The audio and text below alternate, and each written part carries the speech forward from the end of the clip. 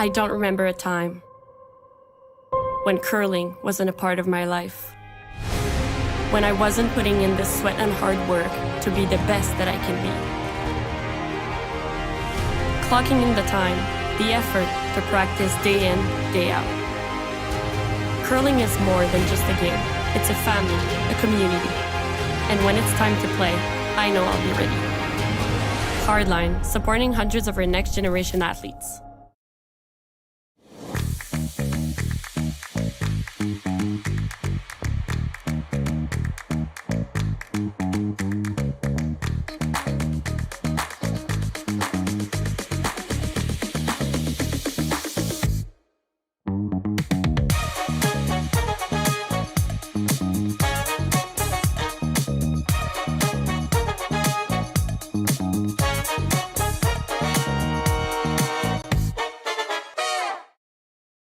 We asked Saskatchewan what they know about 5G. More speed, more innovation. It's going to make our lives a whole heck of a lot easier. This is what 5G looks like. Better, faster. Sounds like one more G. Sounds pretty good. I don't know what it means. All you really need to know is the future of 5G is here and will continue improving through investments in network technology.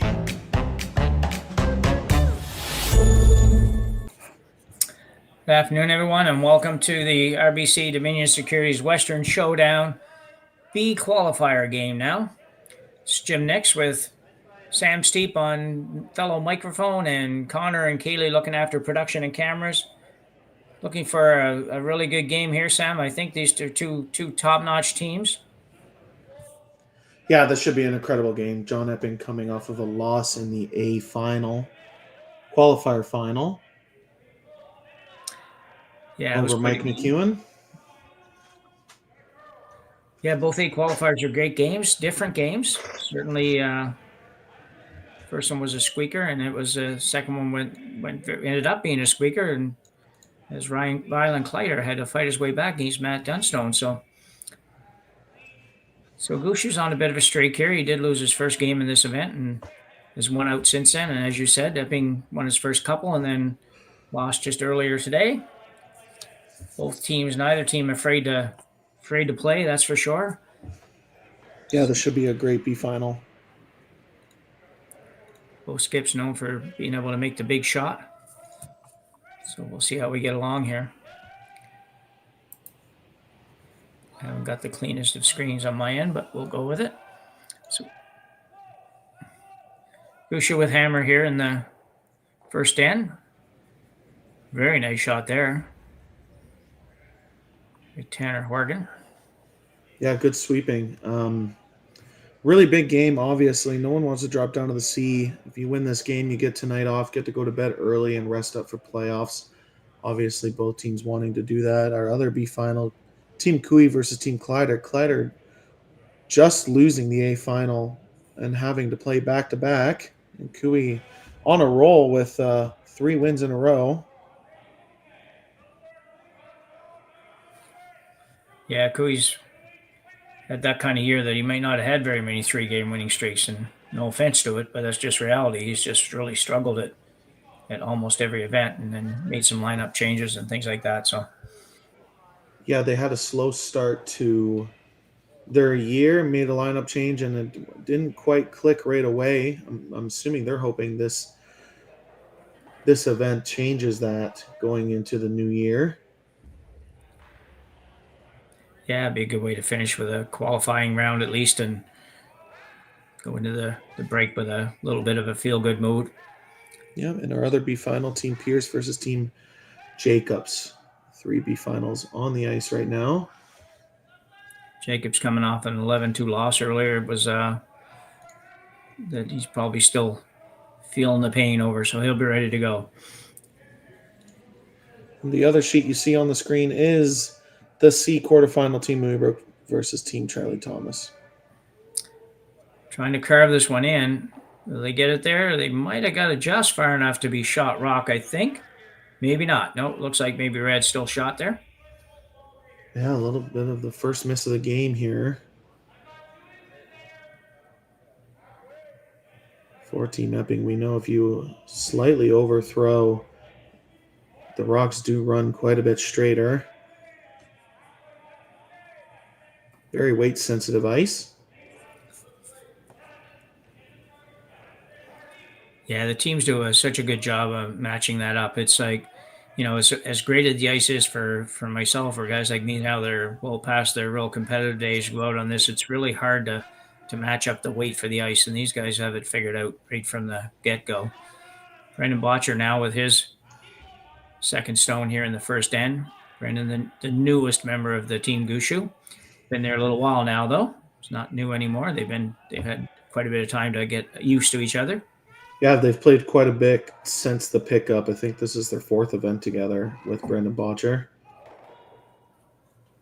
Haven't quite clicked maybe as much as what Brad Gushue would want, as clearly he was the number one team in Canada, still ranked the number one team in Canada. Yeah, world ranking slipped back a little bit, but still a team that most teams wouldn't want to have to play to win against, that's for sure. Yeah, and a pretty good hit for Brendan. Does leave a pretty big pocket, but Gushue having hammer. They don't seem too stressed about the situation they're in yet.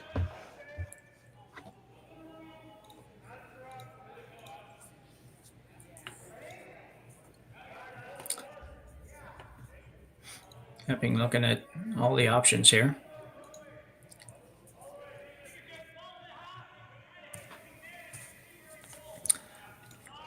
So the younger Horgan brother, Jake, now playing third for Team Epping, will get ready to throw his first one. Can't really do much with the Reds that are 1 and 2 in the house, so he's going to play the out-turn draw into that kind of pocket, which should take away the Reds.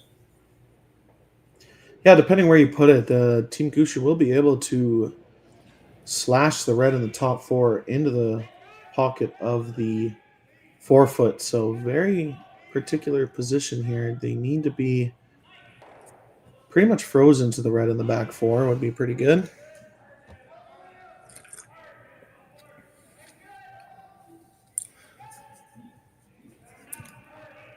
Weight looks pretty good. Sweeper's on it now. May have waited just a little long. I guess it was never going to get there. In a good position, but that's about all, really.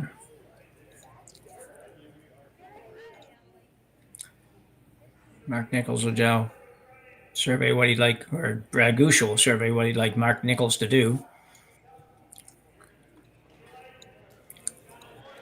Kind of hate to leave that yellow one there if you're Gushue, but you might not really have a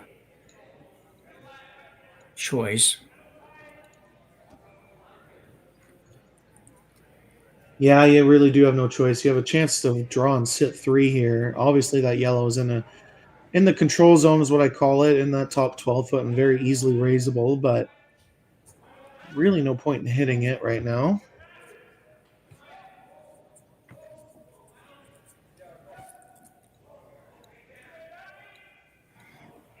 So Nichols being asked to come in right on top of the red. Maybe just curl by it a little bit. Sit 3. Needs to curl quite a bit, though. Botcher trying to carve it over. Might not quite get there, but still just sitting 2.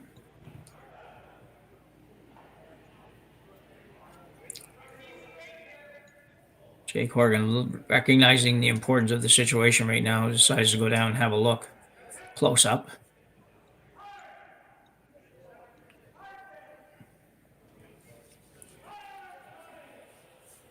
Probably a possibility of getting rid of the 2 reds in the 4-foot area by hitting the other red into it.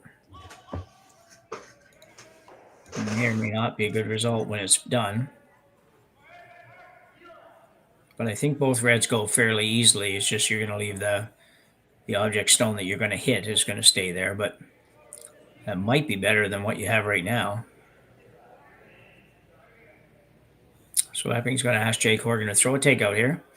A full weight takeout, obviously, with virtually no ice. That's pretty much exactly where he wants to hit it, where the broom is. Yeah, you could get rid of all three reds. I think the red running in could spin out of the 4-foot, but he can throw a very fast rock. So imagine this is going to be humming. Yeah, I think you're right. Here it comes Jake Horgan to release. It's a handle. Should be close. It'll be real close. There it goes. The other red goes out to be number 3. So a great shot by Jake Horgan here in end number 1. Still some stuff for Gushue to work with, but I'll tell you what, if you're John Epping, you got to be pretty happy with the result here. Go ahead, Sam. Yeah, great shot. Just off nose. All three reds, like I said. Spins it out just enough to sit third stone. And there's no double available for Team Gushue. Well, does that ever change it around, though?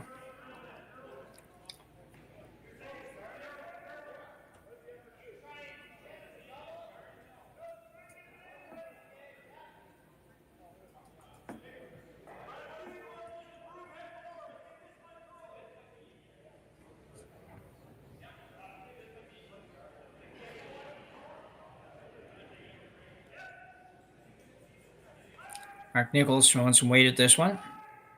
Yeah, looking to open up the middle, making sure you can score. Trying to make a double and sit. Second, third, fourth, and doesn't quite make it. No, it didn't really change much, does he, with that shot? No, and a really good opportunity for Team Epping to draw the top 4-foot and put pressure on Team Gushue early. Yeah, that's certainly different than we would have thought just less than 5 minutes ago. It looked like Epping was going to be struggling to get out of this end without a bunch scored against him. Yeah, really clutch shot from Jake Horgan. Gives John now an opportunity to draw the top 4-foot behind 2 center guards.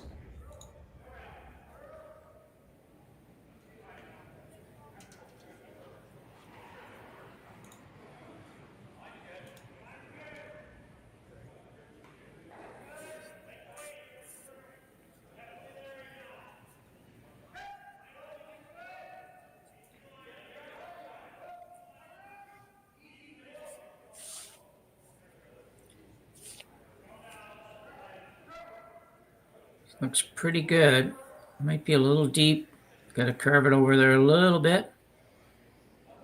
It's not bad at all.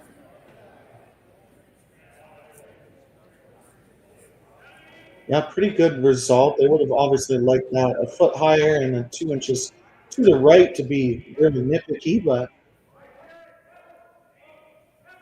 still a very difficult shot for Brad Gushue, needing to play back 4 weight and tap this stone a couple of inches and stay on the nose.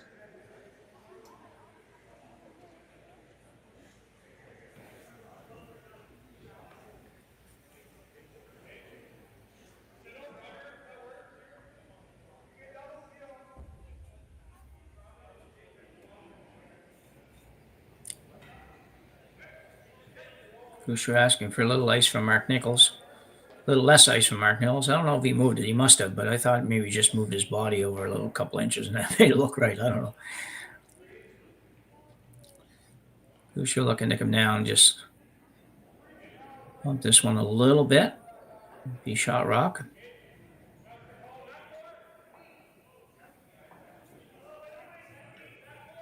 Yeah, this can easily be overthrown with how straight the ice is getting. Really weight sensitive shot, and this is way out there right now.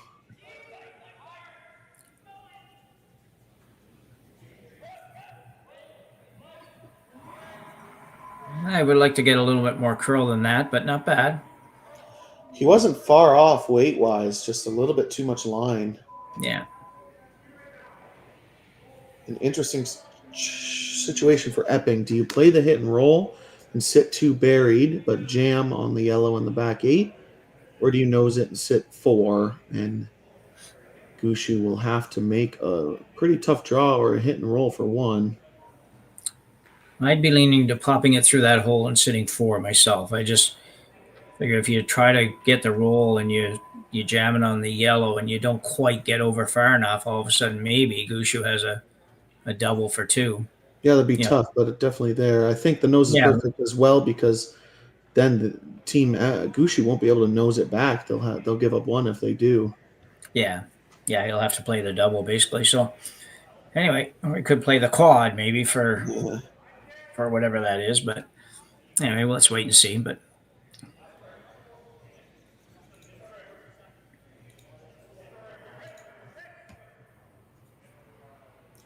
John Epping's last rock here in the first, looking to put a ton of pressure on Gushue early. Nose or just off nose. I'm going hard to make this one curl. Right out of the gate almost. This looks... It's going to get one or the other, or maybe a combination of... See where it goes. Excuse me, it might have got away from it, but that was the fear for me, was that you could possibly set up a double here. I don't know if Brad can get quite enough of it. If he could get to the nose of it, he could actually make a triple here for many. Yeah, but it is about a quarter buried. Yeah. Most likely playing the hack weight double for most likely 1. That yellow probably jams on the outside yellow. Pretty tough to make it for 2. It might be there, but these aren't Grand Slam rocks. They certainly aren't as quite as lively. So pretty difficult shot. Needs to make the double for 1 at least.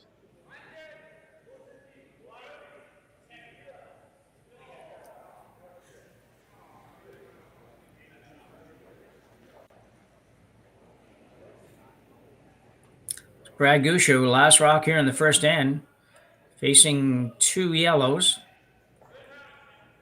Having to make a good shot to score, or a great shot for more than 1. Looks like he's a little tight to that guard. Snuck it by again. Yeah, actually, he curled too much. Yeah, it over curls, and it's going to be a steal of 1 for John Epping here in the first end. Yeah, that's hard to believe you ever hit that. We didn't think you could see enough of that to make the double, and he actually curled past it. So John Epping will take a 1-0 lead here after 1 end of play in this B qualifier at the RBC Dominion Securities Western Showdown in Swift Current, Saskatchewan. We'll be right back. So with the impact to my business and income, will this delay my retirement? I know you're worried, Marshall, but based on the original plan we came up with, you're only about 6 months behind. I thought it would be years, not months. You should feel good. Remember, you've got a plan. Thanks. With change comes questions. See the impact of your money decisions before you make them with RBC Wealth Plan. Calling all curlers, novice to pro. Ashland Curling Supply's patented rotator disc system lets you customize your slider right in. Handcrafted in Canada, Hardline's ice pad has revolutionized curling for over a decade. Engineered with top-tier precision and durability, it is backed by an unmatched 10-year warranty. Designed for curlers at all levels to sweep effortlessly with maximum efficiency, it is trusted by the world's best curlers, including Olympic and world champions. It is quite simply the best broom in the game. Hardline. Join the revolution. Stronger agronomics. Better returns. Greater peace of mind. From pre-seed to post-harvest, you can count on the Victory Canola program to keep you.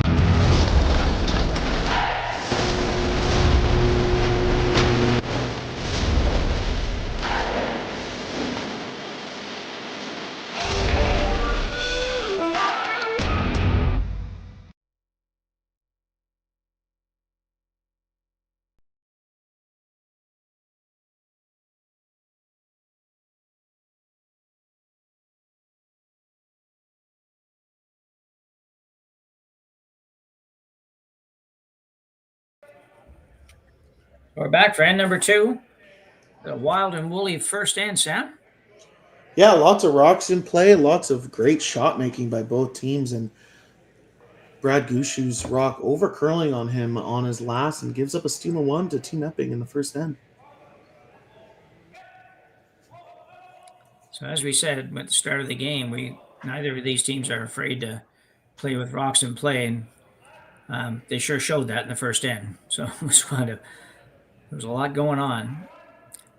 Looked for a little while like Epping was in big trouble, and then got turned around a little bit. And Gushue was throwing against 3 on his last one. Pretty good start for Team Epping as Jeff Walker gets ready to throw his rock here. I imagine Gushue obviously wanting to score on this even end. I know it's only the second, but never too early to think about it as they just get by that center guard. Yeah. Stays a quarter or so buried maybe, and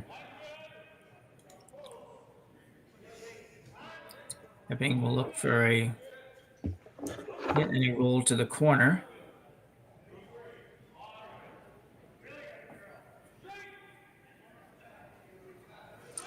Tanner Horgan now.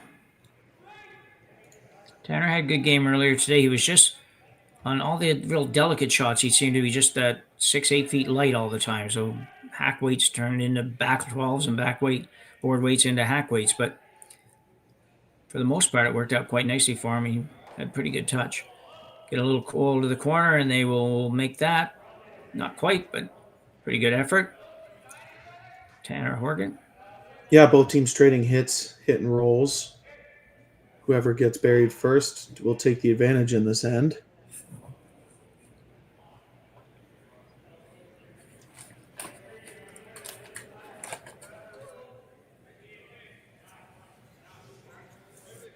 Brendan Botcher. No turn, hit, and roll. These are the kinds of shots they got him for, so expect Brendan to be really close on this.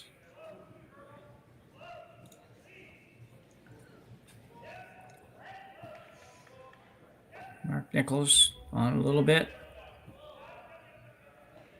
Jeff Walker will take the roll, but I think it's going to roll. Oh, you're going to try to roll it all the way over. Gushue jumping on that.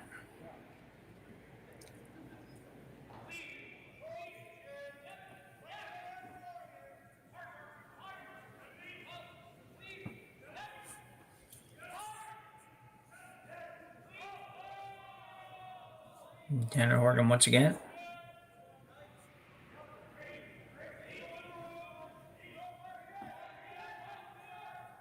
Yeah, like I said before, first team to make perfect roll is going to have an advantage here. Those guards being in the mid guard zone, 2 to 3 guard zone.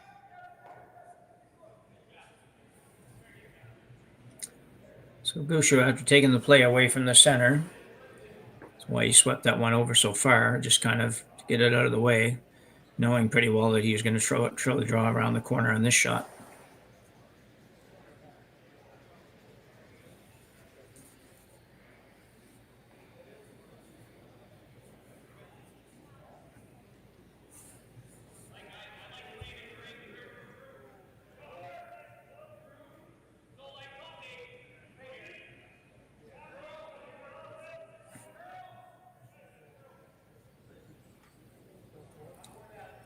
Jeff Walker now trying to move that one over.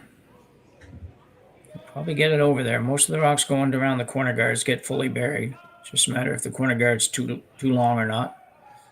Yeah, it's just the curl of the wings are a little bit straighter today. And Epping this morning made a lot of these backline hack weight hits around corner guards. See if they can continue to do so. Yeah, they really did. I did that game. You and I did that game, and it seemed like they had no trouble. It didn't matter what they did; they could get to it. And get to it solid, like half a rock sort of thing. So moving down into the third stones, Jake Horgan here, his first in the second end. Yeah, Jake making the end switch around in the first, pretty much making a triple, making a double, and spinning the other red out far enough. Was a end changing shot, so let's see if he can continue to do so. Yeah, great shot.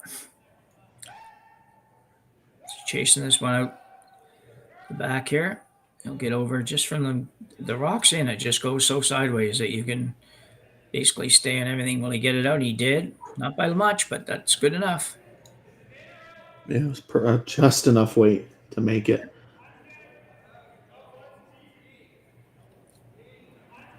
And that's what this team Epping did so well this morning. Though they lost, they threw those backline hack waiters just the perfect weight, except for like one or two shows where they didn't quite eliminate them. It's Brad Gushue playing the shot that they might be the only team in the country that would play this shot right now, with the rock on the opposition rock in the middle of the sheet and one in the corner, and they're going to go around the corner guard to ignore both of those.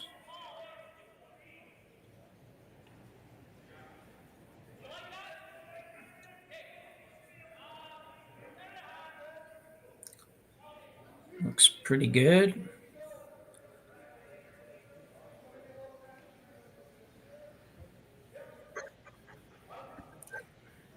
Nicely done by Mark Nichols. Still the same amount showing as the last shot, so certainly that Team Epping can get to it. And if they do and roll to a similar area, you can sure that Gushue will have to play ahead after this one.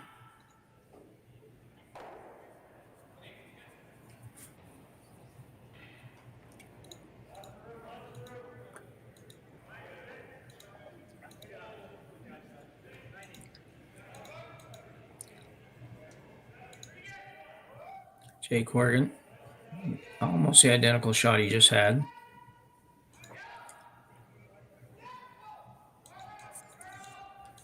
Other Tanner just keeping a little bit clean. Ian McMillan carving it in. Got to go a little harder. Don't know if they'll get that one out, and they will not. Yeah, mission accomplished. Though they're sitting three. No triple. Could make the hit and freeze. They're not out of the woods yet, but it'll be pretty tough to get that red into play from multiple points. Yeah, quite possible.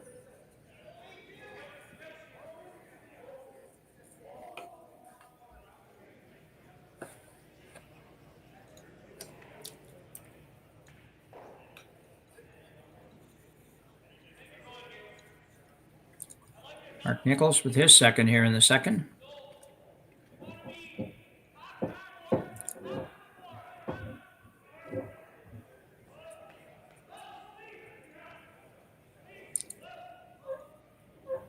Just clean. Now Brendan getting on it. He needs to roll a little bit. Nicely done. It doesn't quite roll to perfection, but it is pretty much 3/4 buried behind that high center guard.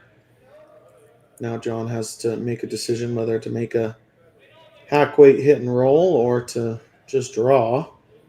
They are currently sitting second, third.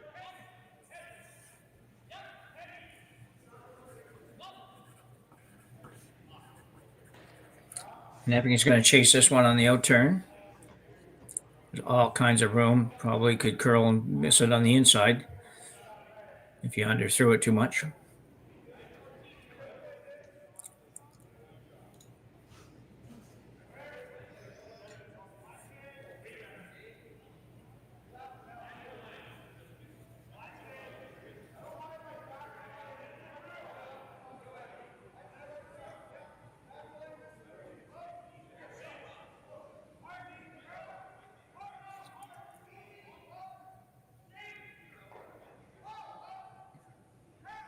Neither sweeper doing a lot here, just kind of keeping themselves ready. Yeah, needing this to curl. Wants to stay where there's no triple. It's awfully close to being there. Not quite, though. No.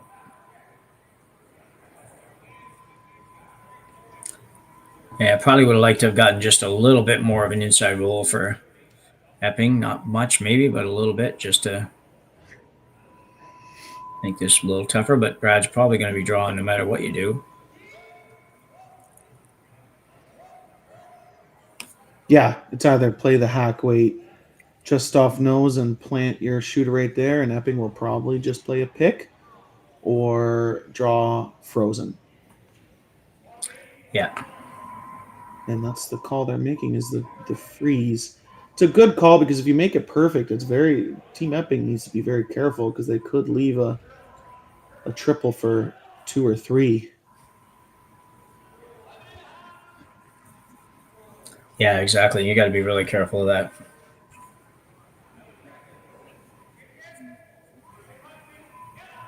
So I say that little rock that's out there in the 12 that we figured wasn't going to ever come into play just still might.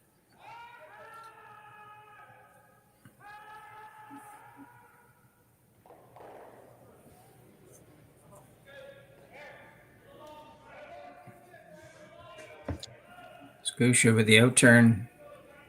Called a draw. Might be a little bit of a tap, but it's pretty much draw weight.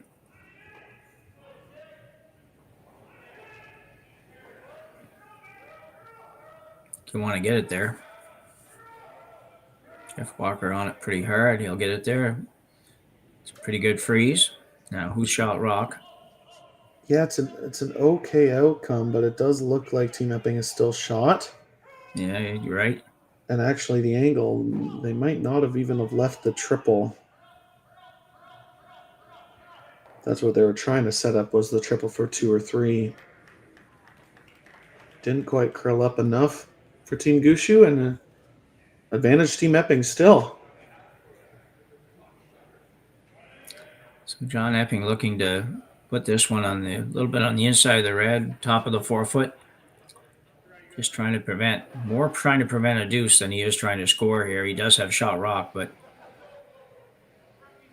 yeah, even if you put this fully, if it overcurls and it's full top 4, I don't see a shot Gushue would have for multiple. This goal, the plan of this shot is to really shrink that scoring area. A chance for John to put some more pressure on Team Gushue.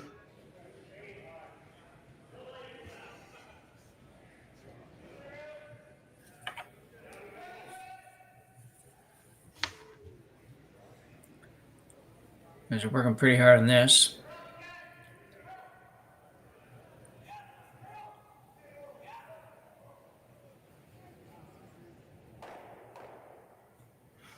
That's probably pretty good.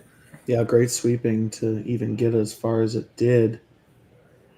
Probably leaves a T-line tap for 2, maybe. You'd have to be perfect. Basically just miss that center guard and tap that yellow 1.5 inches for 2. Looks like he's probably playing that, because I suspect if he was just playing the straight draw, he'd take a little bit more ice than that.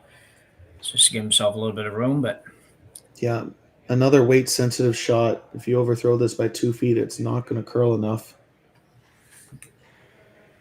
Obviously, Brad's been known for his draws to the 4-foot for so long. Another opportunity here. Tough shot, but it is for 2 when we.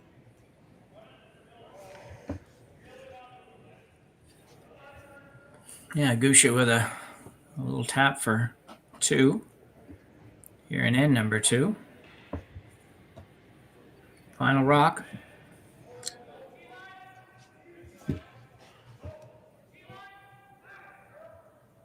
Jeff Walker on it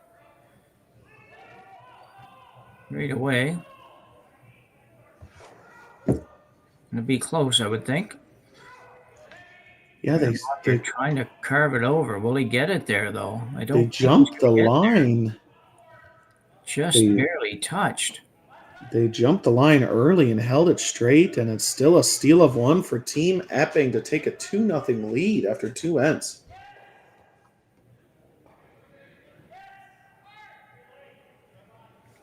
So we'll be back right after the break.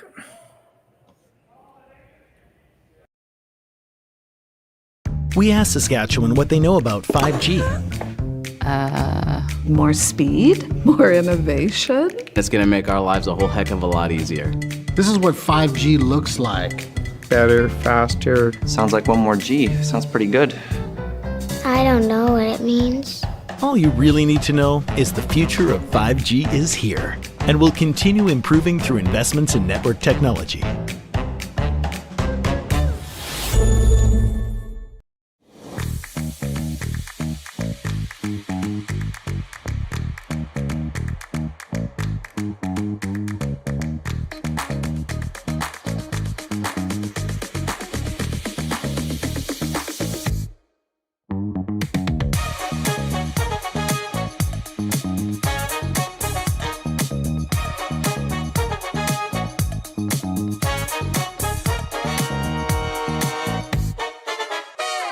Join us this March for the House of Hearts Charity Bonspiel in Duluth, Minnesota.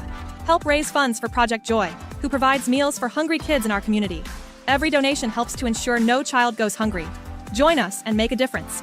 Together, we can spread joy. Hey, Ben.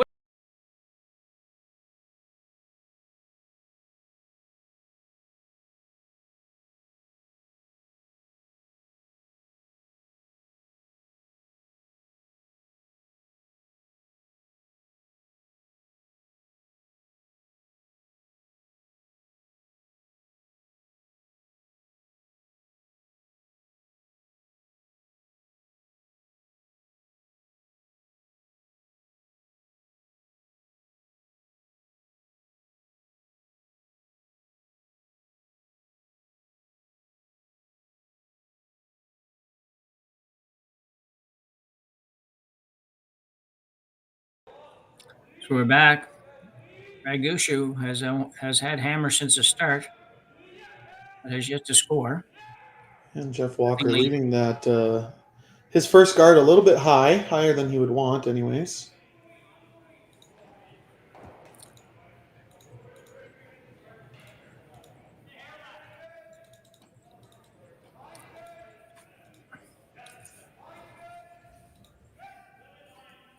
So leading in McMillan for Team Epping.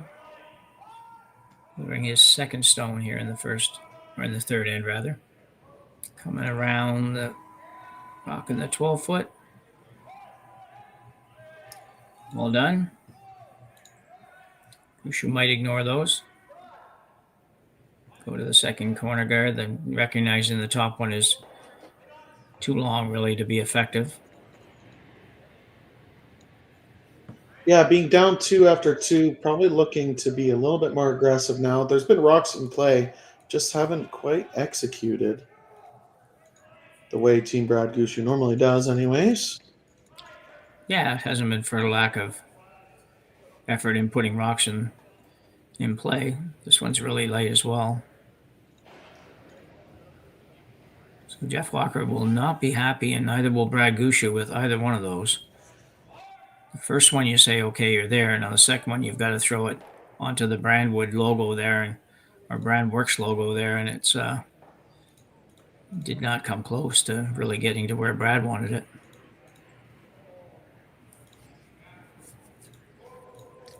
Tanner Horgan.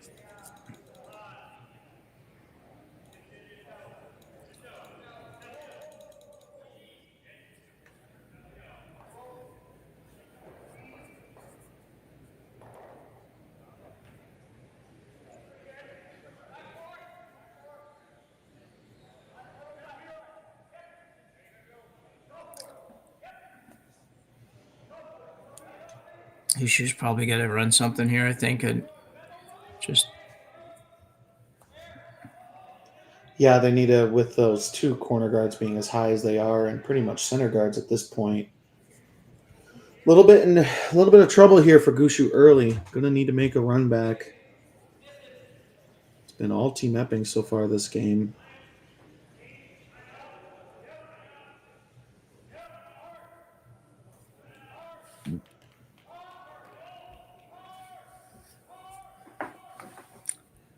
Brennan Botcher looking to move a couple here. Jeff Walker working on the curl. He's going to come up. Should be able to make some contact with the back, and he won't, and he'll leave the center guard. So all around, it's going to be leaving Brad Gushue shaking his head back there, I'm sure. Can't see it. I'm just suggesting that he might be. It's definitely as a skip, your team's not performing as they normally do. Sometimes it gets a little frustrating. They're some of the best curlers in the world that are throwing in front of you, and that they'll make the adjustment, but they need to make it sooner than later, or they're going to be falling even farther behind as Tanner gets ready to throw this one guard.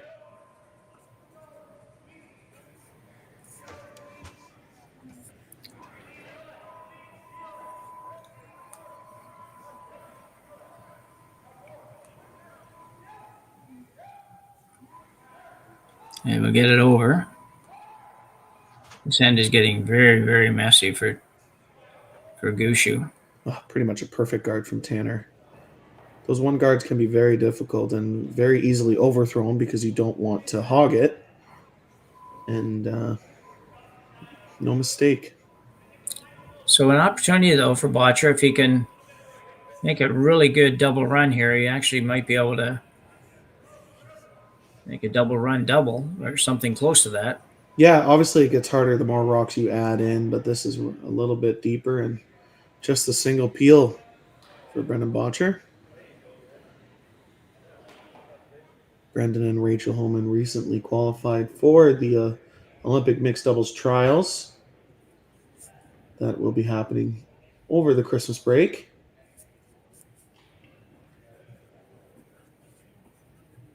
Probably flying over right after Christmas, flying over, get a practice in before it starts.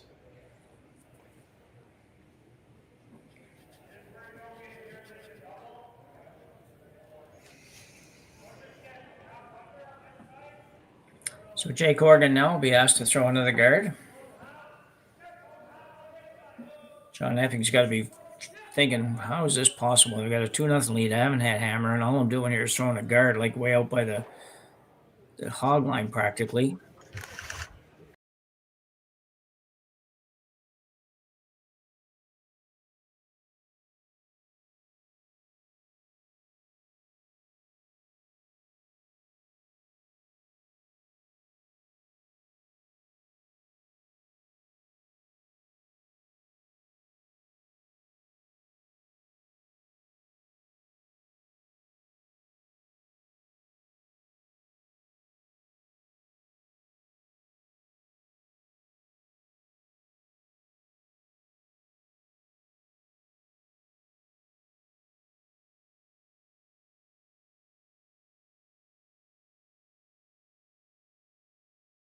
Probably feeling pretty comfortable right now.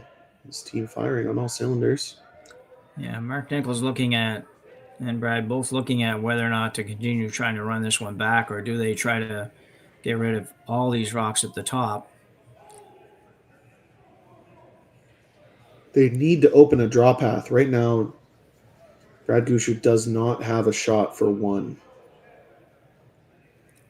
I think the Reds are, if the Reds were reversed, I think you could possibly play off the yellow on the red and get the red rock spinning towards the house, which anything better than what you have would be good, but I don't think that can happen now, so I don't know if the second red goes anywhere. Probably does. Mark can throw it as hard as anybody. Yep, just a couple of questions in the chat. Any news on where we can watch the trials? It will be on Curling Canada's YouTube channel.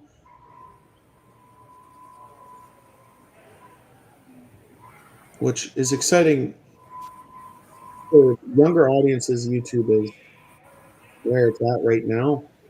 Most TVs have a YouTube app, and it's free to watch. It's pretty awesome. I think Curling Canada made a good decision to stream it on YouTube. I do know that curling has an older audience, but they all have children and grandchildren that can teach them how to use the YouTube app. I know I had to teach my parents how to use it. Mark Nichols now.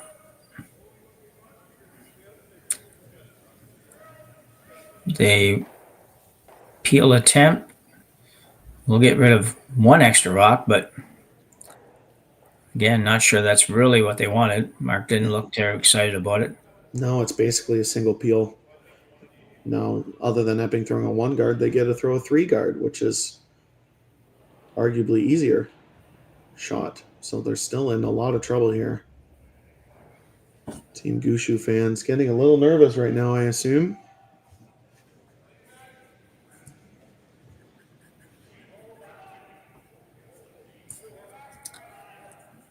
Jake Horgan has to throw a guard again, a little bit deeper this time, somewhere around the logo that's there.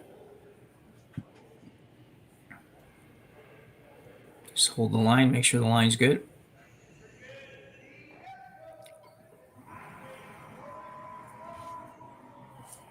Yeah, they will. Team Epping's job here, continue to put as much pressure as possible on Brad. This one running maybe a little deeper than they want.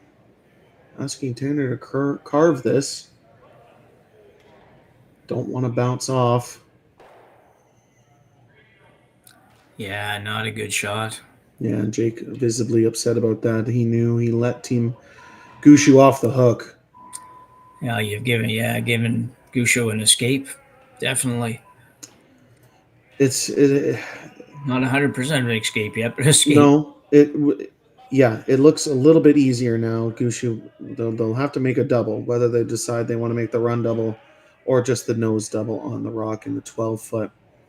It'll still be, no matter what they decide, Epping will still be sitting one in the top 12 and probably will be able to draw the top 4 foot. So not out of the woods yet for Team Gushue. Yeah, I think if you hit this on the nose and make the double, I don't know if Epping will leave it there. That's the thing. But let's see. Jeff Walker trying to hold it straight. This one's over curling a bit. That's not going to be great either. Yeah, that's disaster for Team Gushue. That was a big opportunity to kind of get out of this end. Yeah. And just missing narrow from Mark Nichols. It's really bad now too, because even, you've got those stagger now on the top. It's even that much harder to get in. Yeah, there's no draw. If you look on the right side of your right side of the sheet, you can't get to the button.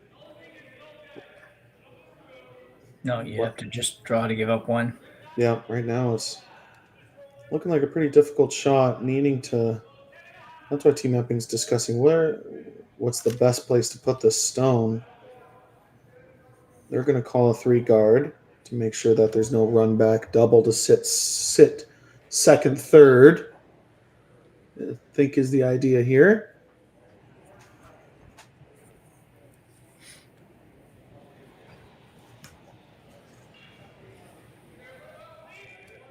And if you happen to be wondering when you hear Sam say 2 guard, 3 guard, he's referring to the zones in front of the house. Most of you might know that, but some of you might not. So we'll take a minute and explain that in a second, Sam, maybe. Yeah.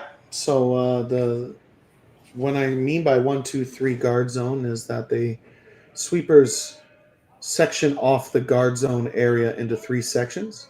1 being just over the hog line, 2 being right in the middle, and 3 being right in front of the rings. It actually goes all the way down to 10. And that's why you might hear when sweepers are calling draws, you might hear 7 or 6 come out of their mouth there, meaning that's the zone that they think the rock is going to end up. Some clubs have that on their ice, in the ice. I've been to a couple clubs that have that, and it's a good training tool for junior teams and young men's and women's teams. That's neat. I have never seen that. That's interesting. I'm not surprised, though, because you'll see some other things in the ice sometimes in different clubs. Like, maybe if they're little rocks or something, you'll have a house halfway down the sheet and things like that. So that's not a bad idea. So Gushue trying to figure out how to get out of this end, or better yet, trying to figure out how to score. And it's just difficult. Now he's looking at possibly putting a rock around where Mark's broom is and hoping he gets an opportunity to do something there. Yeah, the idea of that is to be half buried, and Epping won't be able to eliminate it, and you might be able to angle run it in for 1, maybe 2, if Epping misses his guard. And Brad, knowing that, we always discuss what's your problem stones? There's about 6 problem stones right now for Gushue, and that's why they can't figure out what shot they want to play. And these runs are so long. It'd be tough enough if you were trying to do this in make some contact from 3 feet in front of the house. But these things are practically at the hog line. Trying to create something for his next shot. Which one does he decide he's going to play? Going to play the... I don't know, we'll wait a minute for Mark to settle into where he's going to stand, and we'll figure it out.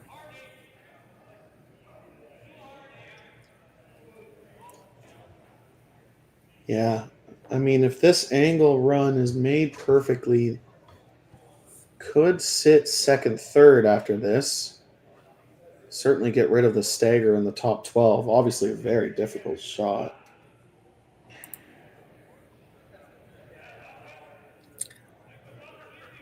Brad Gushue attempting to run this center red one, kind of into the pile. It's got to curl a little bit more.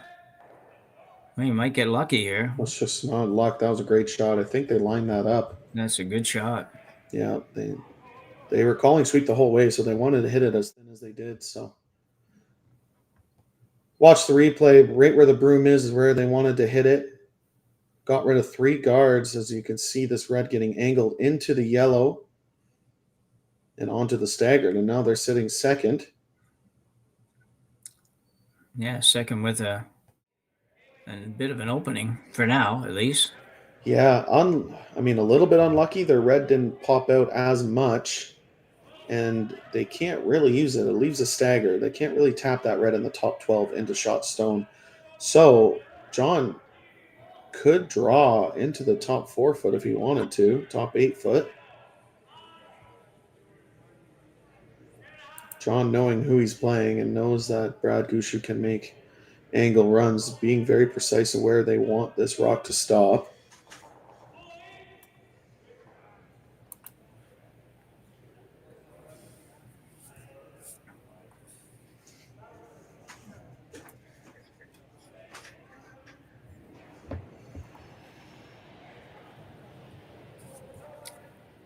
So lengthy discussion here for Team Epping. I think it's got to be a little tempting to come just right around that. I'd be pretty tempted to put it right in the biting top 4 foot buried. Yeah. I mean, they're worried about if you leave it full top 8 foot, you could leave an easy slash for 1. If you're right to it, I just don't see that being a problem at all. Just full 4 foot corner frozen. You're going to make the draw to the button pretty difficult for Brad Gushue.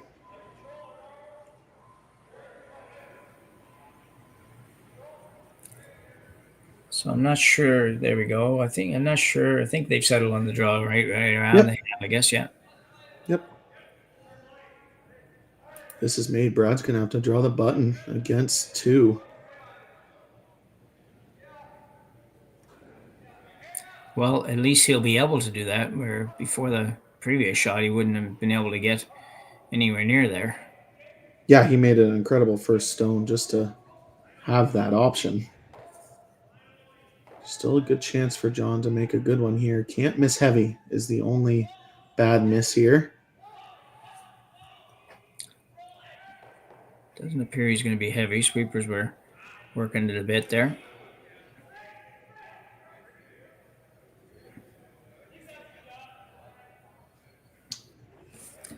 I think that's pretty much perfect. Yep, yeah, pretty much perfect. So if you Gushue, you're looking at the draw to the button. Yeah, you have 2 options. So draw the button or you play the hack waiter and give up 1. Yeah. And he's not going to do that. Yeah, being down 3 is not awesome. Jeff wondering if that red slash is there for 1. But doesn't look like it to me either. Well, we've certainly seen Brad Gushue make many of these over the years, so he's going to have to pull another one out of his hat here. And yeah, he's probably thrown about 2.3 million draws to the button in his career. Yeah. Needs another one here. Needs at least full 4 foot to only give up 1. Put it right on the pin to get his first point of the game. So a big shot early in the game here, third end. For Brad Gushue, looking at 2. Need 4 foot for one. 4 foot to give up one and button to score one. A Walker and Botcher on the brooms. Just a heavy clean right now, I think, for Walker. Starting to go a little harder now. They need to clear that top one. It's pretty good coming in. Can they get there, though? Will they get there? Jeff Walker gets it. Where is it? And a great draw by Brad Gushue to score one here in the third end. Get this game within 2-1. Going to end number 4. The rest of the team has to thank the skipper of this end. So we'll be back right after the break.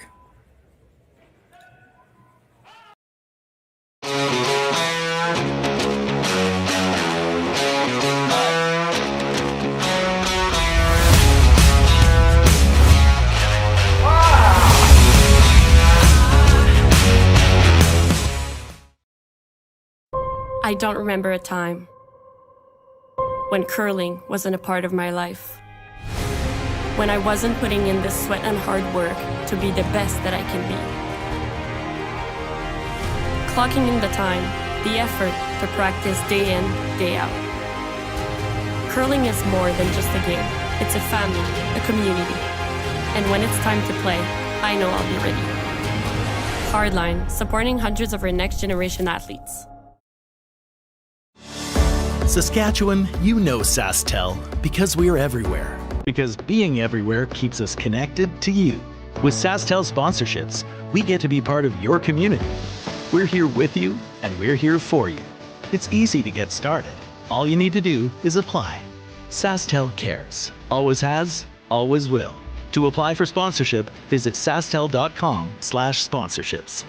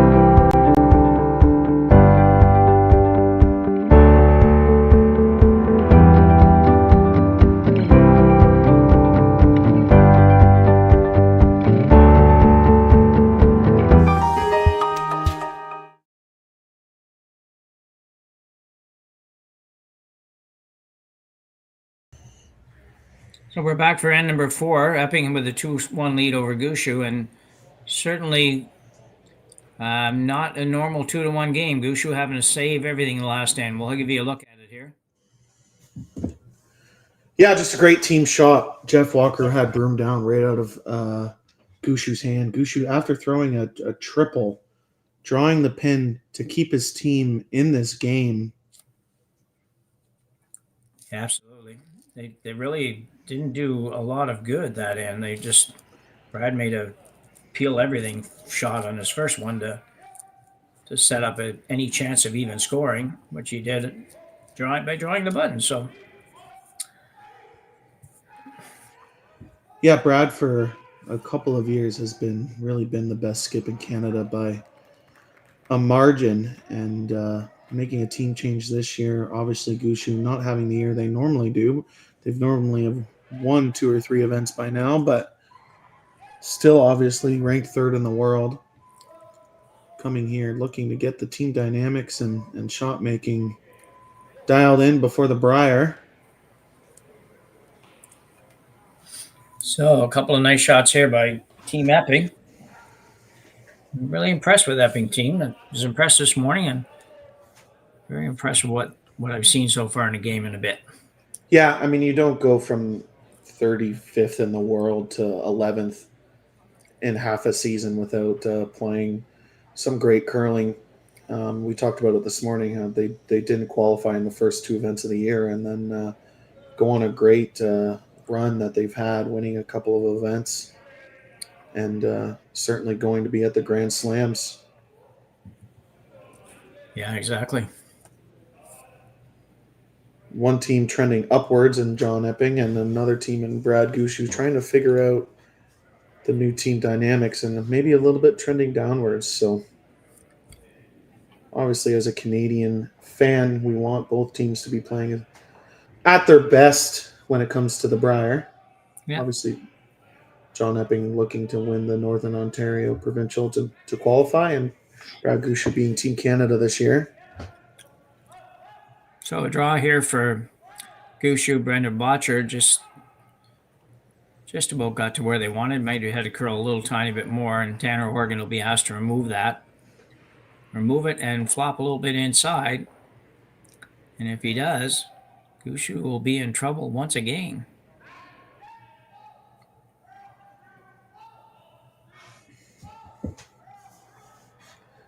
Yeah, sitting 3 buried would be a great opportunity for Epping here. This needs to curl quite a bit, though. And it does perfectly. Well done by Tanner. A great shot by Tanner Horgan. And now Brad without hammer. See that one again. That. Jake jumps it. Yeah, just a great team shot. Both sweepers ready to sweep. And Tanner throwing the perfect weight. I've said it a million times already. If you overthrow that, the rock runs so much straighter. Well executed. Gushue trying to get one in the pile there. Basically, at this point, trying to make sure he's got something to work with.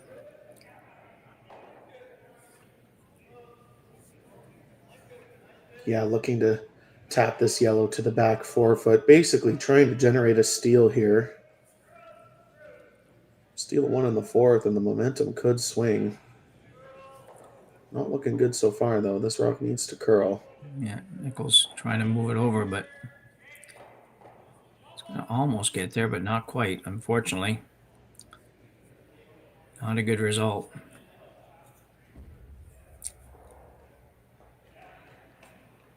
Yeah, and then just like I said last end, the Epping front end has been out curling the Gushue front end by a considerable margin so far this game, and that's why John Epping's been sitting 2-3, 1-2-3 in the 4 foot almost every end so far.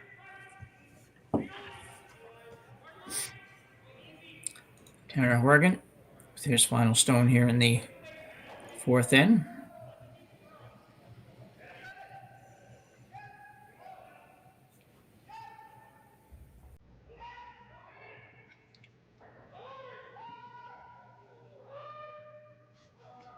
Yeah, big opportunity to put this top 4 foot buried. It's going to be a big sweep to get by that guard.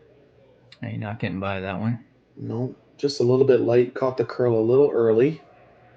The right tolerance. It's funny how disappointed they could be for missing the right way. At this level, obviously, you don't want to give Team Gushue even a glimmer of a chance. You want to keep the gas pedal down. Gushue is asking Nichols, what do you prefer? Do you like the in-turn draw, basically right to the button, or perhaps the hit and roll off the red?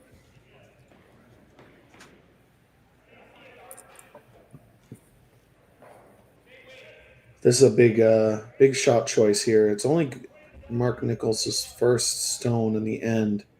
I don't necessarily think making the in-off is the right choice right now. Though if you leave it, Team Epping might do it on the very next shot. Yeah, you could get to the red one on the out turn, but you'd only be able to get second shot out of that.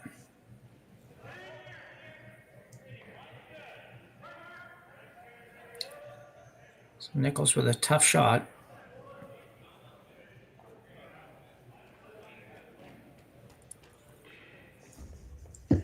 Yeah, looking to draw top 4 foot, about half buried here. Probably is the perfect position for this stone. Looking to change the momentum in this end. He finally got a half shot from Team Epping. Trying to take advantage of it. Jeff Walker just getting ready more than anything.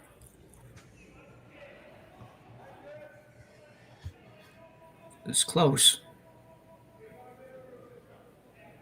Very nicely done by Nichols. He even got shot rock. Yeah, that was a great shot. Forces Team Epping into the run back. Yeah. We were complimenting Team Epping's team shots. This one was well judged.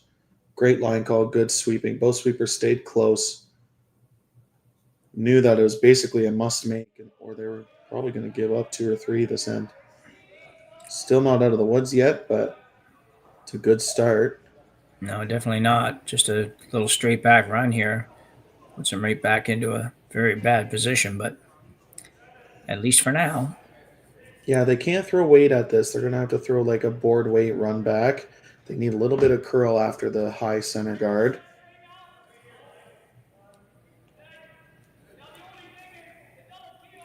Jake Horgan.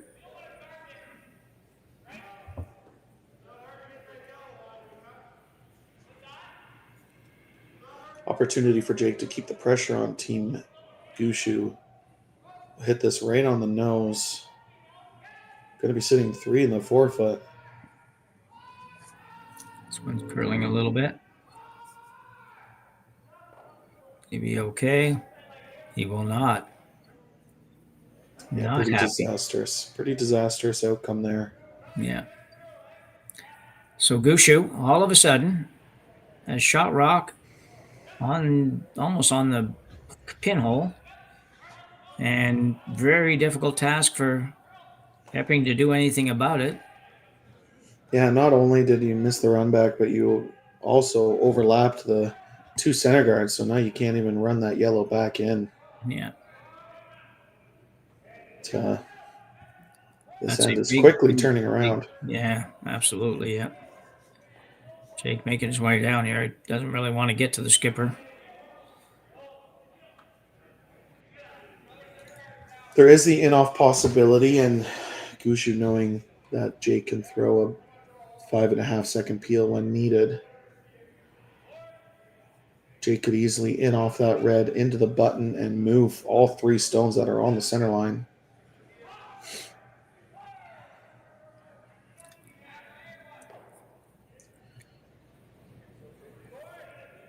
Hasn't got a lot of other options, though.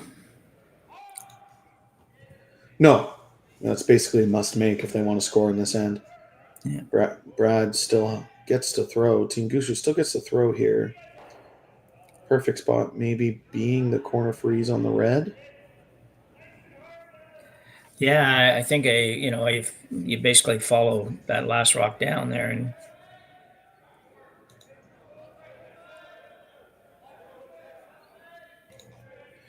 and smartly enough, they're going to take the in-off away from Jake Horgan. Hit about a half rock, roll into the yellow on top of the forefoot, and Team Epping's going to have a hard time scoring.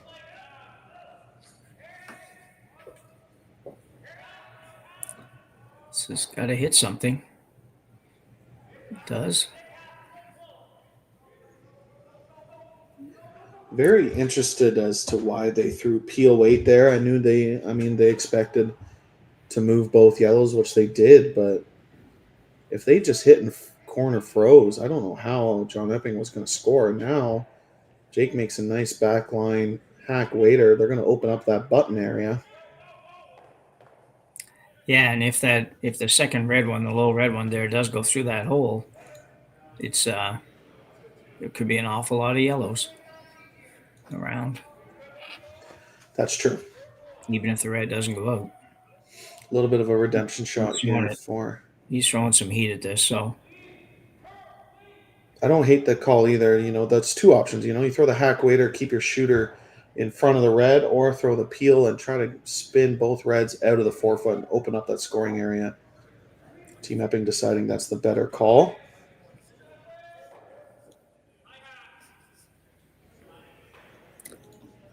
Yeah, it's interesting. This one you're definitely going to have, Gushue's definitely going to have an opportunity to play the come around, but Jake Horgan.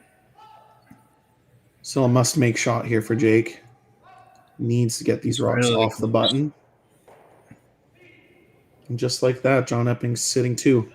Got rid of a yellow, though, so Interesting to see. Gushue's going to come right around. Going to have another look at this. Yeah, well executed.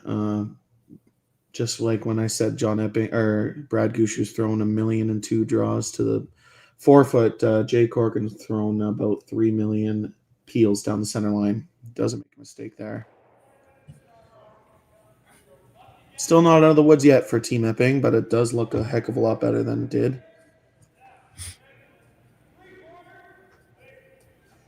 So Gushue with an opportunity here.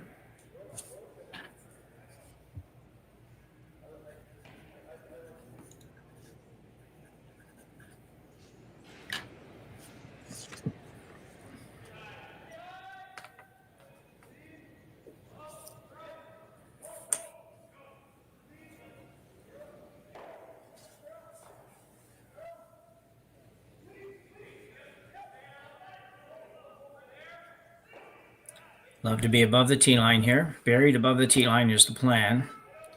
Probably top button, top 4, somewhere in that neighborhood. The guards are high enough that you don't have to be back any further than that. Jeff Walker trying to curve this one. I mean, the higher you are, the easier that red run back is. So they do want it a little deeper, though they went maybe a rock deeper than they wanted. Scoring in this end is very important for Team Epping. Even ends, keep the lead. Giving up a steal would just be a big momentum shift.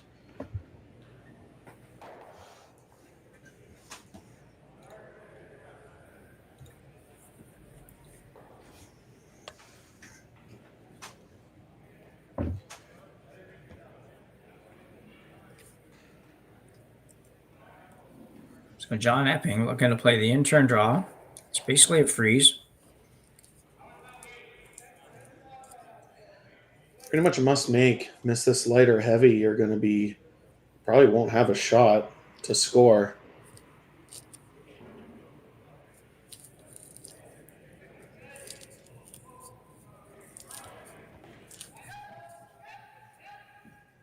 John just threw a draw on his last rock in the third, so should be relatively close. Sweepers are going for line, it looks like, and weight. He's definitely got enough weight now. Little bump. It's pretty much perfect. Yeah, very good shot. Yeah, no way Team Gushue can be shot. That is a team saver. Both skips coming out with clutch shots when their team missed in front of them. Jake having a whoopsies on the run back, and obviously Gushue's team having a few misses last end. So Gushue basically just following that down, trying to make sure he keeps the scoring area as small as he can for Epping so he doesn't have an opportunity to get 2. Yeah, basically trying to shrink the scoring area as much as possible, though it's not going to change Epping's shot. Epping has a draw to the edge of the button for 2. And maybe that's why Brad is thinking about this. This freeze really does nothing other than the easy double tap for 2. Yeah, he's got to take one side or the other way, and that's figures that this is probably perhaps a little safer, just in that if he ever played the out turn and left it out there a little bit, it could be a double for 4. Yeah, I mean, if you're learning strategy, the easiest thing is you never want to give your opponent the same shot twice. So it's probably what Brad's thinking about is even if this misses as a guard, you're at least making John throw the draw on the opposite side or the in-off if he wanted to. Looks like they are just playing it as a guide, actually. A guard, rather. Yeah, they weren't crazy about sweeping that too hard. Well, John has a choice. Draw the edge of the button or make the in-off. Have to throw a lot of weight to make that in-off, I think. The angle is there, though.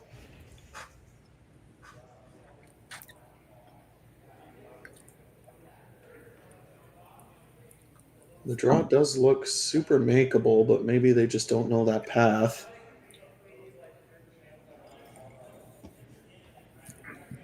No, I think the draw is a shot that makes more sense to me, but Got to basically make the same draw Gushue made a couple ends ago. Or not a couple ends ago, last end.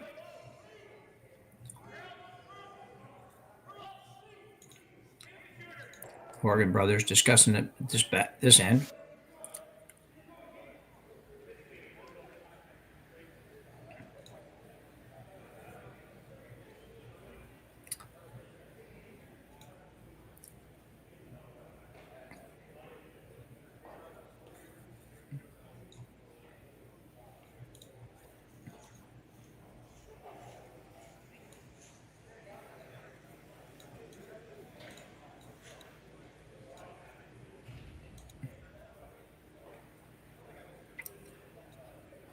Not 100% sure what they've decided here. Yeah, the broom is basically in the same spot it would be for the in-off and the draw. My guess is the in-off. Team Epping's been taking a lot less ice, and just the way Jake is cleaning the path. Looks like they're going to play the in-off. Yeah, I would agree.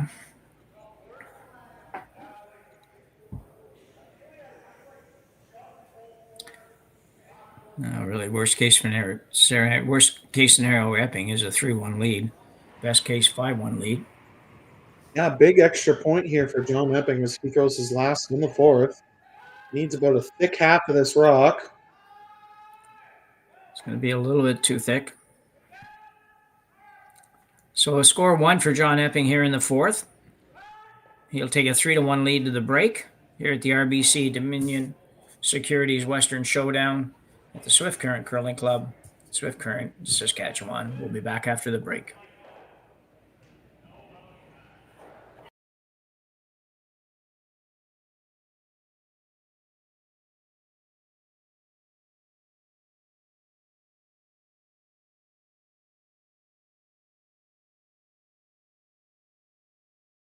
Hey, Ben, what's the Aztec?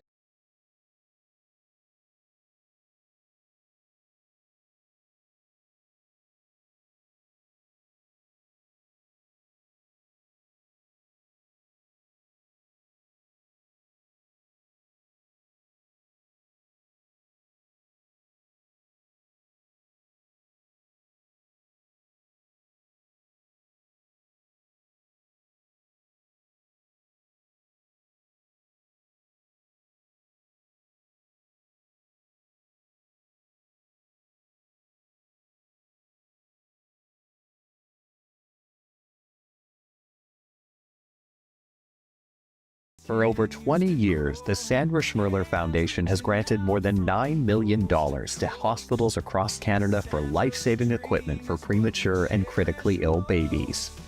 In the past 4 years alone, $4 million has been granted thanks to the curling community's incredible generosity. The need continues year-round, and with your help, we can ensure every baby has the chance to grow up and become a champion, just like Sandra.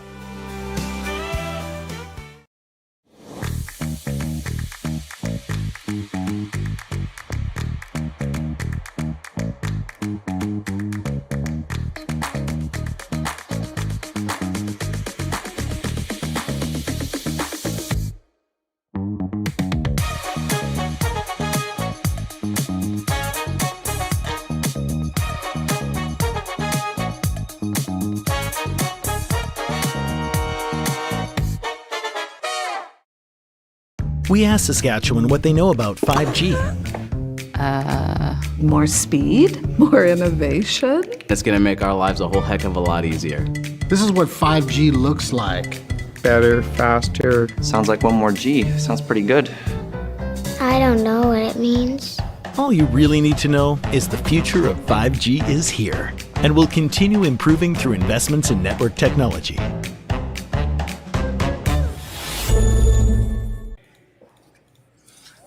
So 3-1 lead for John Epping over Brad Gushue at the halfway point in this game. Surprised almost, Sam, there's not a bigger score. There's been a whack of rocks in play. Yeah, both skips coming up clutch when they need to. Obviously, Brad Gushue drawing the pin for his 1 and 3, and John Epping drawing the pin for his 1 in 4. So still advantage Team Epping. Epping looking like the better team in the first 4 ends. Gushue looking to change that here in the last 4.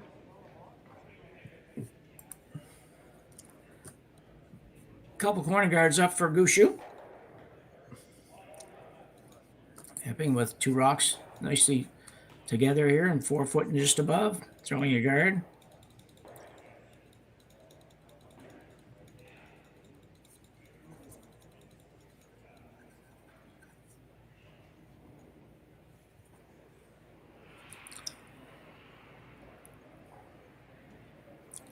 Tanner Horgan with his first rock here in the 5th.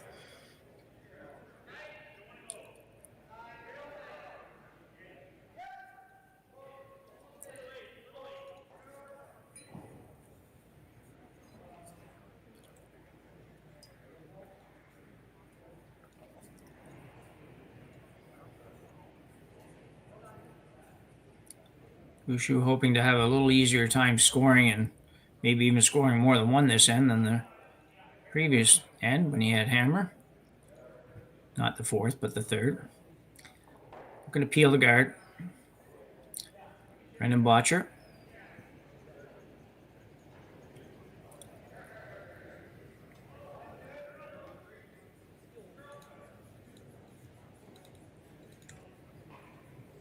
Or just a straight peel here. And he'll make that.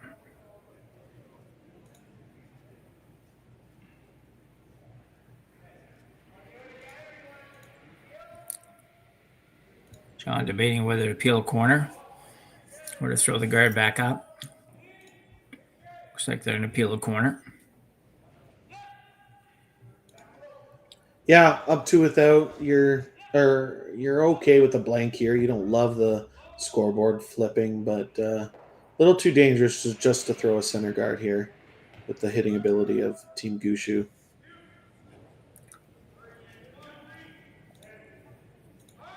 This one curl a bit. No. Holy cow.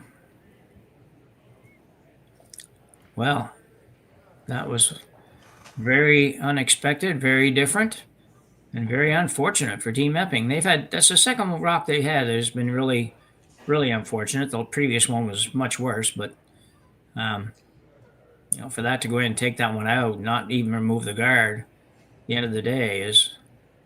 Yeah, sometimes you have a whoopsies, and that was a whoopsies. Yeah. Obviously, Team Epping been dialed pretty much all game. If we're only talking about 2 misses. But now definitely advantage Team Gushue. 2 corner guards and drawing around one of them now.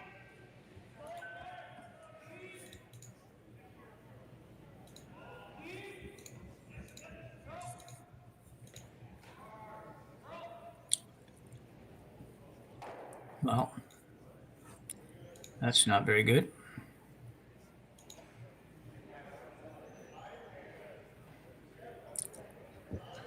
Yeah, that make after miss stat comes back, right?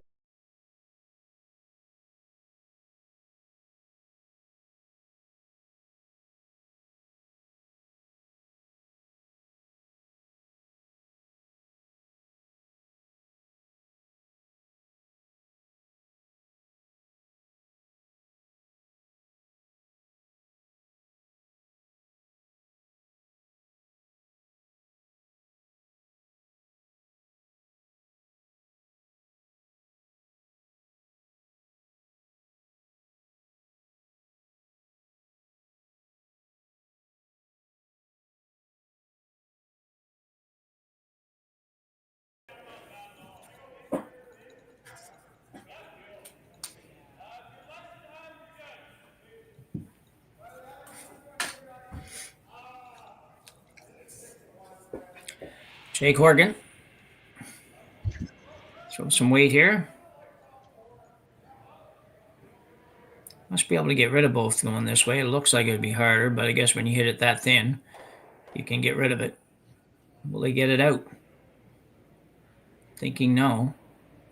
Oh, they swept that the whole way and ended up hitting it too thin. Another unlucky moment for Team Epping, and that's why Jake Horgan's hand went straight to his head. I feel like that was an odd way to try to make that, though. I don't know the way the rocks were set up. I don't know why you wouldn't try to peel that the other way. I think the bonus of that way was if you hit a little thicker, you come across and hit the other corner guard. So either way, you're going to make a double peel. They kind of just got stuck right in between. Okay. Yes.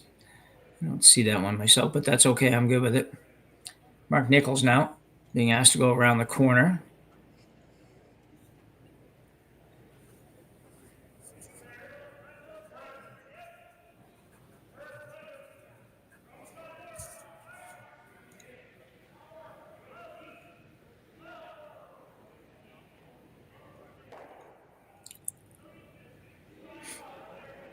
This looks pretty good. Yeah, opportunity for Gushue to sit second, third. One of them will be buried behind a corner.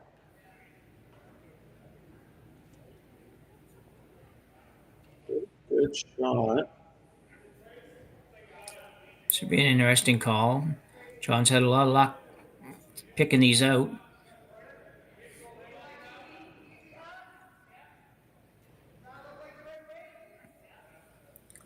So he'll look to do the same with this shot.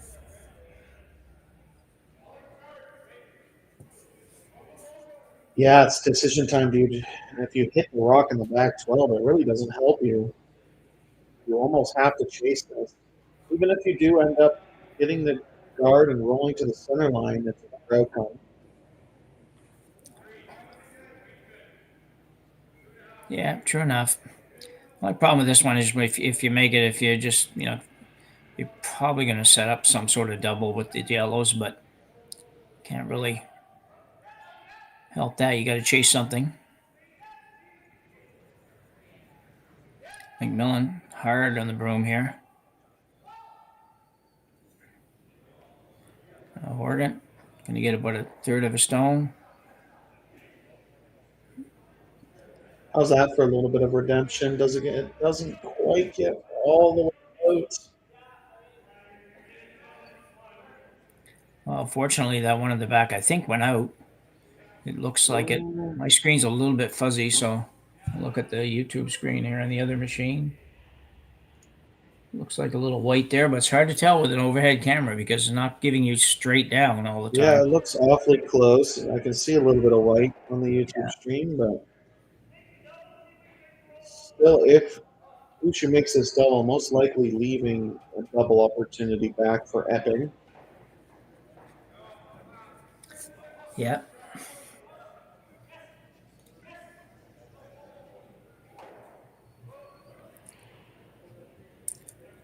Needs to make this double either way, though.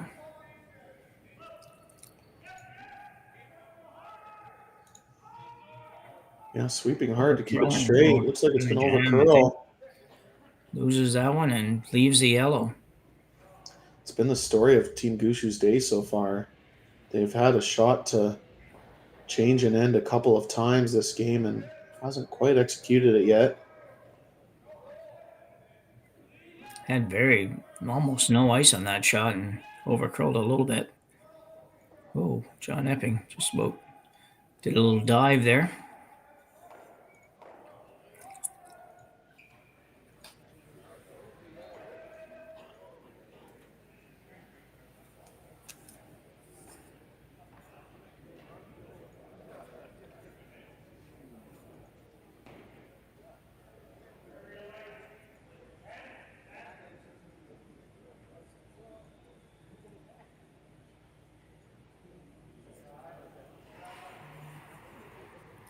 John Epping now, looking to remove number 2 stone.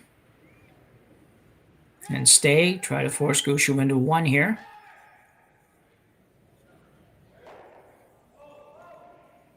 He's going to roll out, maybe. Nichols get it out. No, he did not get it out. Had everything into it.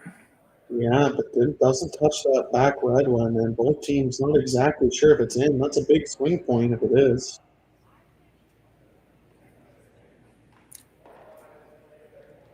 It's one of those situations sometimes where the opposition wants to do the measure at the end to see if it's in or out.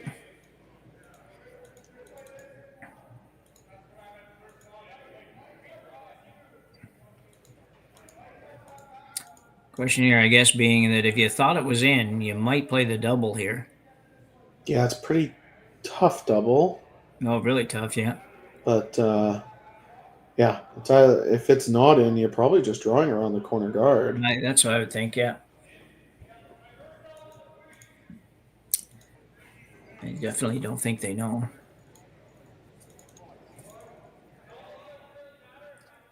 Definitely looks out when I look at the other screen that has a little clearer view on it.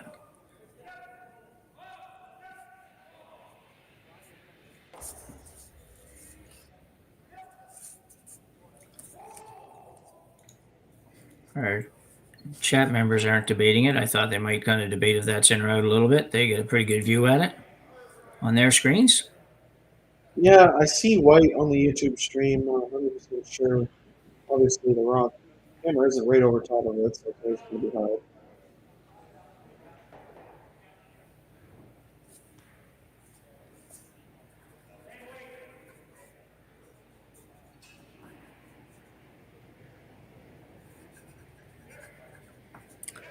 So Gushue with his first stone here in the 5th end.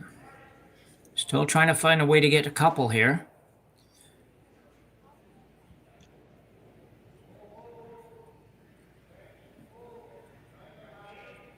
Really trying not to be forced to 1. Really would like to get a 2 at least here. Yeah, 2 points would change the momentum a little bit, that's for sure.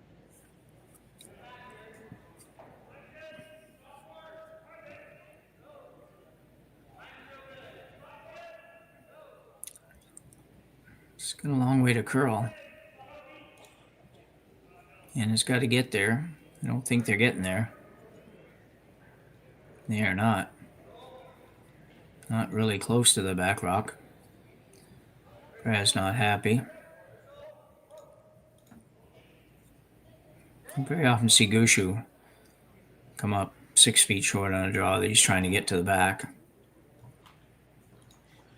Yeah, the very little bit uncharacteristic so far. This game has been a little uncharacteristic, though. Team Epping is putting a ton of pressure on Gushue to make perfect shots.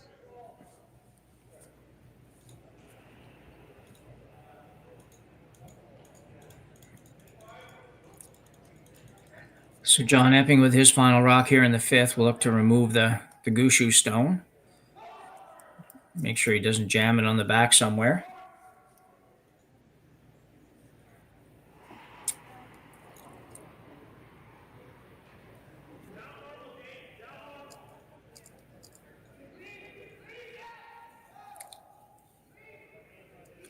Tanner Horgan now. A little dusting. Might roll right behind the corner. And way over there. Doesn't really matter. Gushue will take a cold draw to the 4 foot for 1. Has to hit full 8 foot.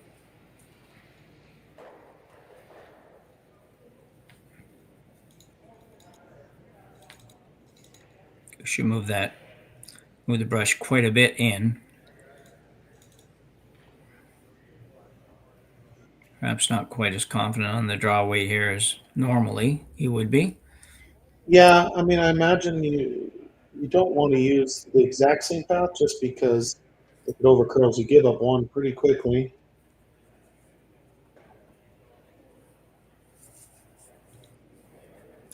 Brad Gushue's final stone in the 5th end. Drawing against, how many? Drawing against 2 or 3 here anyways. But he just needs a full 8 foot. Piece of the 4 foot will do it, obviously. Jeff Walker keeping it clean. Slides in, going maybe right to the back one. No, he's fine. He did use the back one, which I assumed when he was moving it in there, he wasn't quite as confident after coming up a little shorter than he planned on his first one. So Gushue picks up 1 here in 5. Epping still leads 3-2 with hammer as we go to number 6. We will be back here in Swift Current right after the break. So with the impact to my business and income, will this delay my retirement? I know you're worried, Marshall, but based on the original plan we came up with, you're only about 6 months behind. I thought it would be years, not months. You should feel good. Remember, you've got a plan. Thanks. With change comes questions. See the impact of your money decisions before you make them with RBC Wealth Plan. Calling all curlers, novice to pro. Ashland Curling Supply's patented rotator disc system lets you customize your slider right in. Handcrafted in Canada, Hardline's ice pad has revolutionized curling for over a decade. Engineered with top-tier precision and durability, it is backed by an unmatched 10-year warranty. Designed for curlers at all levels to sweep effortlessly with maximum efficiency, it is trusted by the world's best curlers, including Olympic and world champions. It is quite simply the best brew in the game. Hardline. Join the revolution.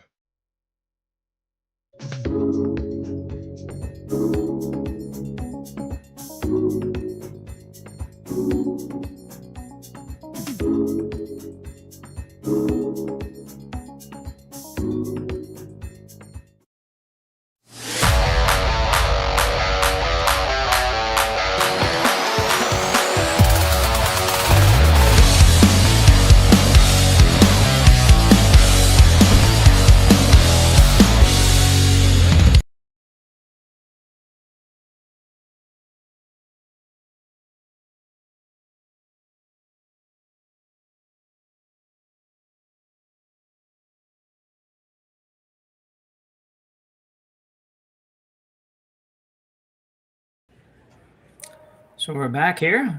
Jim Nix with Sam Steep here in Swift Current for the RBC Dominion Securities Western Showdown B qualifying game. Gushue and Epping. Epping leading 3-2 as we move into the final two ends of this one. Potentially the final two ends. Sometimes we like to play an extra one just to give you guys more to watch.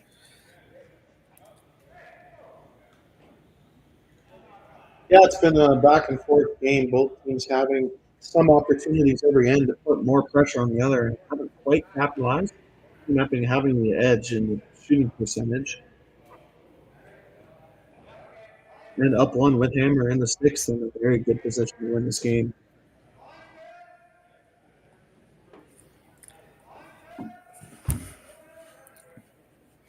So with almost 4,000 people watching this game on the Curling Stadium site, we appreciate you all taking it in.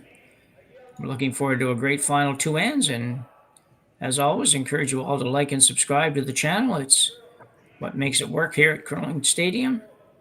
It enables us to bring you the curling, top-notch curling across the country. It's our pleasure to do so. Yeah, Team Epping making a little bit of a mistake there. Both rocks being basically behind T-line gives Gushue a good opportunity to be sitting on the button with two center guards. I think I said end number 7. That was my mistake. Sorry about that.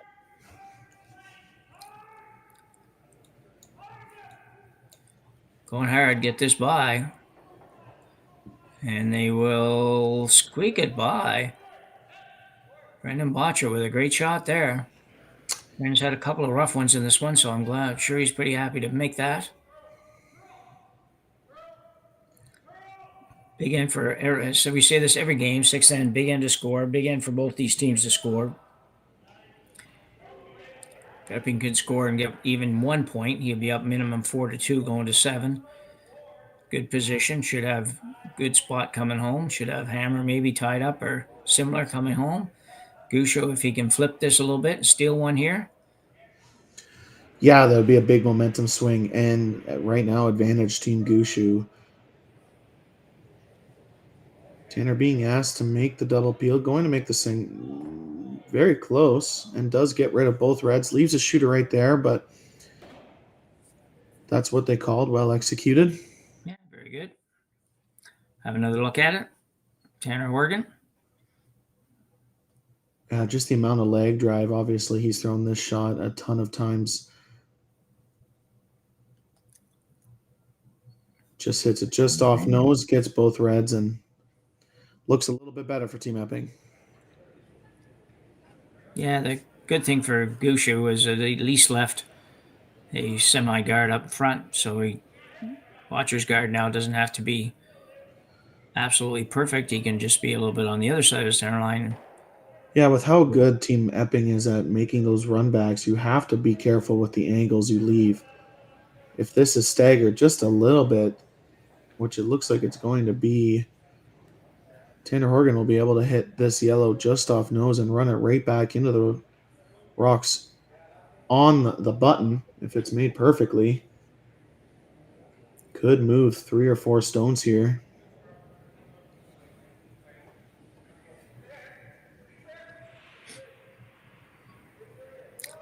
Tanner Horgan with the big weight once again. McMillan trying to curve it over, and he will get there.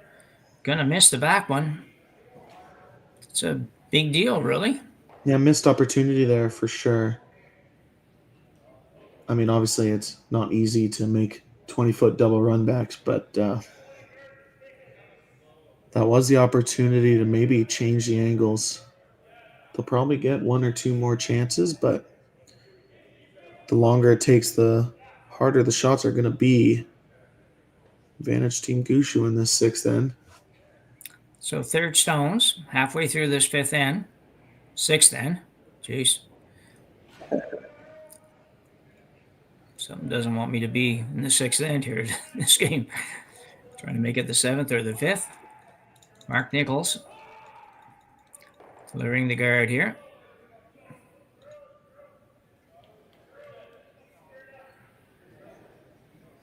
I'd like this to curl a little bit more, I'm sure.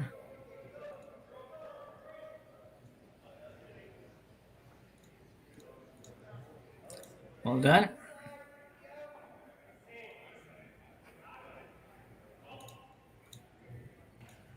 So another peel for Epping. He will go after both reds. I think this time if he ever makes the double peel, then he probably rolls away much further, so it would be good for him.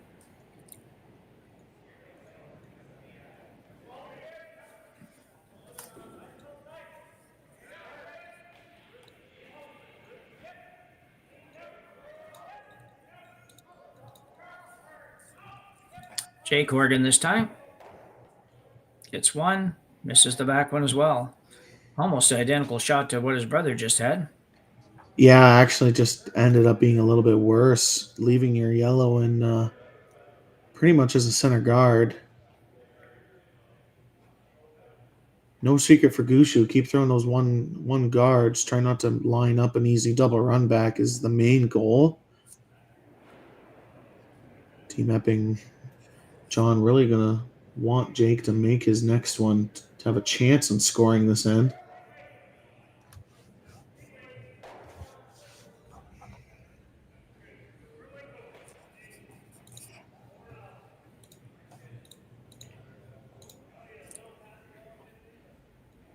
Trying to leave this fairly high. You don't want to get any closer to the other red one than you have to.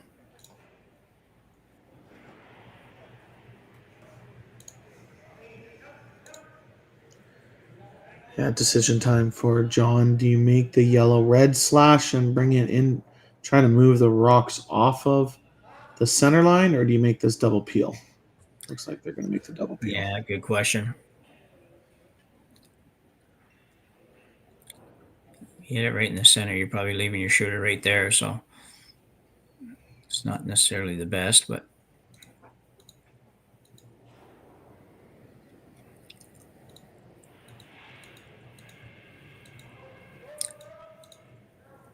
Jake Horgan might have been a little out on this one, but no, looks pretty good.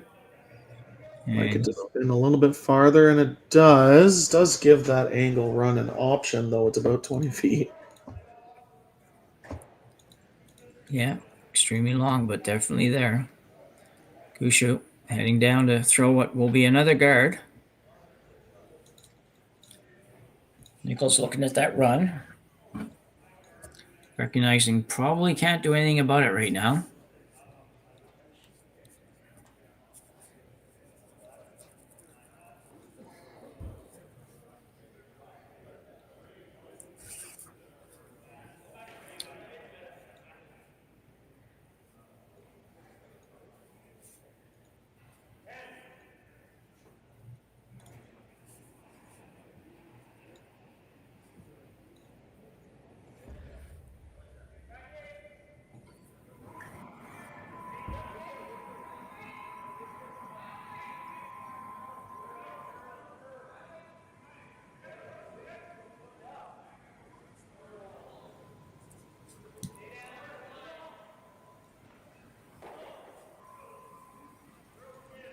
I'm going pretty hard on this.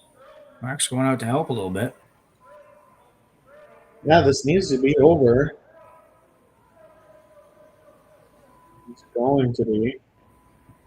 Might have left a back weight, forward weight kick through the hole.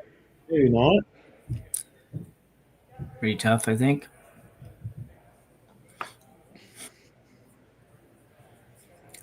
Just a quick catch up on the other games. We got Kevin Cooey ahead of 5-4 over Ryland Kleiter, playing 6 with Kleiter having hammer. The Jacobs game is over, beating Brent Pierce 8-1. And Sam Muibrooke is ahead of Charlie Thomas 6-2 in the 7th, Thomas with hammer. The loser of this game drops down into a C qualifier with an opponent yet to be decided.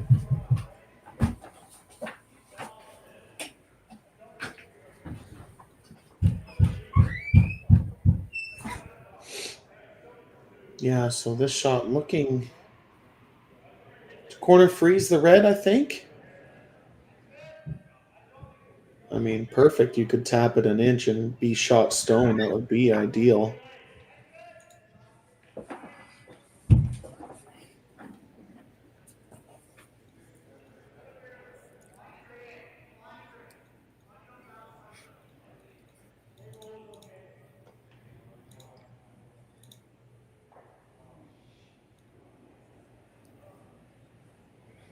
Well, interesting result. Yeah. Don't know if I love it or not. Well, yeah, I don't know if I don't even know for sure if you like it. If you're Gushue, you're still shot. If you want to make a play on that, you got to be really careful, and you will probably set up a double on your own.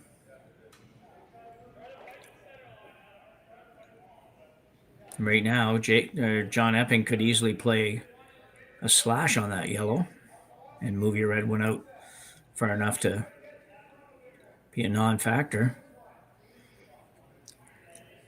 I think you might have to guard here. I do think you have to guard.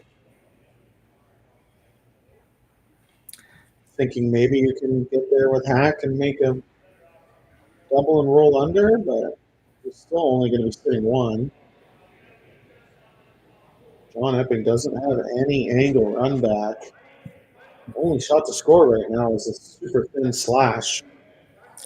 Yeah. So keep the guard fairly high so that there's nothing makes it that much more difficult.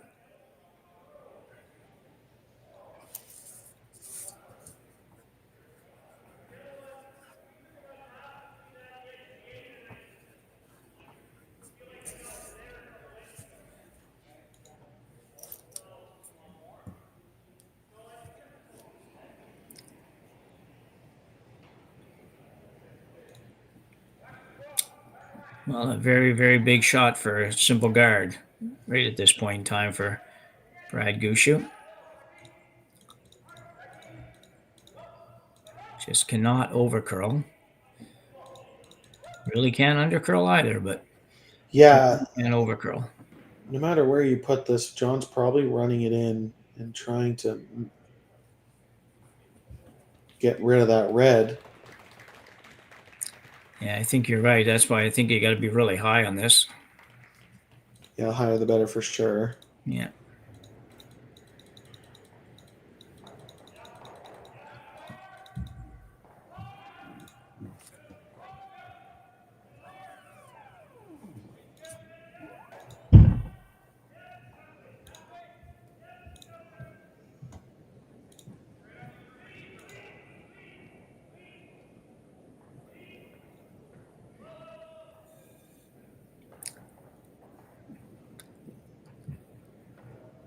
Okay, I think the only option is running that red.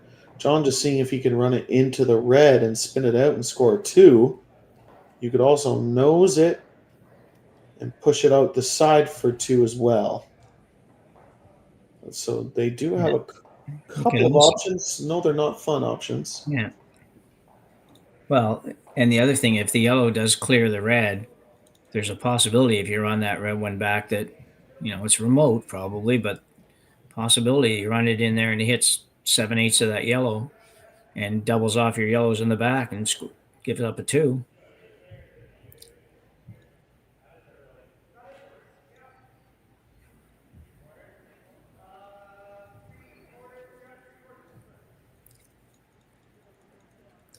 So he's basically running this back, hoping to make contact with the yellow stone.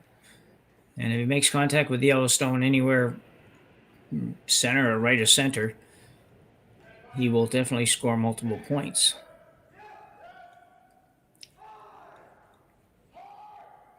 Guard probably a little bit deeper than even Brad wanted it to be.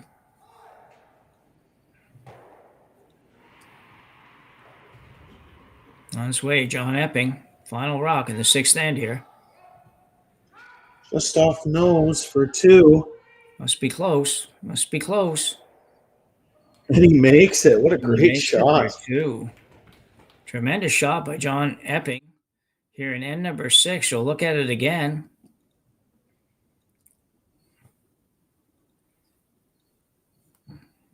Sweepers didn't even have to do a whole lot. A little bit here at the end to try to get it over there, and sure enough, lovely shot. So John Epping will take a 5-2 lead into end number 7 here in our B qualifying game at the RBC Dominion Securities Western Showdown, and we'll be back after the break. We asked Saskatchewan what they know about 5G. More speed, more innovation. It's going to make our lives a whole heck of a lot easier. This is what 5G looks like. Better, faster. Sounds like one more G. Sounds pretty good. I don't know what it means. All you really need to know is the future of 5G is here and will continue improving through investments in network technology.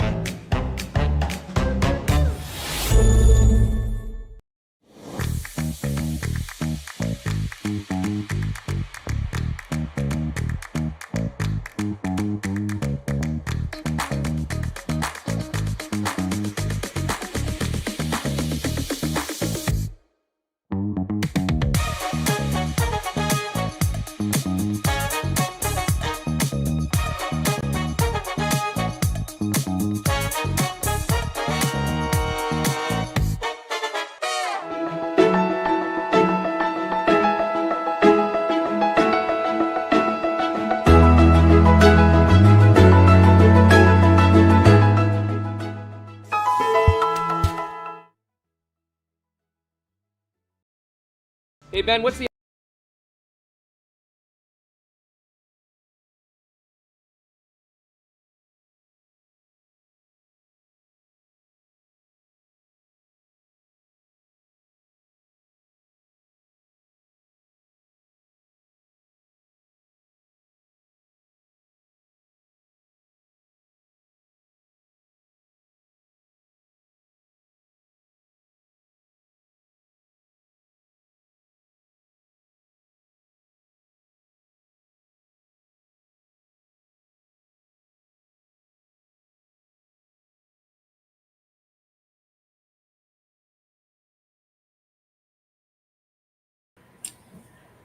So we're back here for end 7.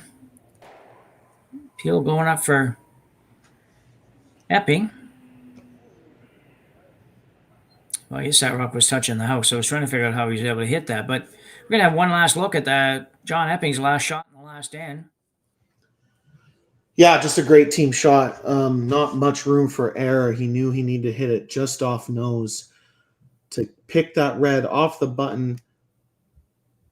Great line call from Jay Corrigan. Stuffs it right there and leaves both yellows on the button to score 2. Yeah, tremendous shot. So Gushue with some heavy-duty work to do here now, down 3, playing 7. Yeah, and looks like a couple of misses. At least one miss is that their one corner guard came into the rings and was able to peel it out. Yeah, that's just easy, simple misses that you don't expect from a Gushue team for sure.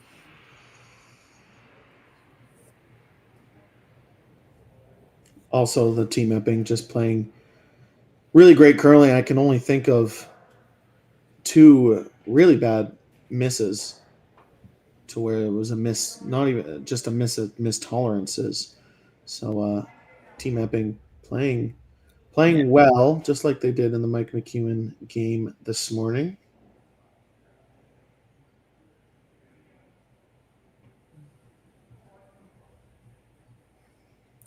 So Gushue going around the corner guard.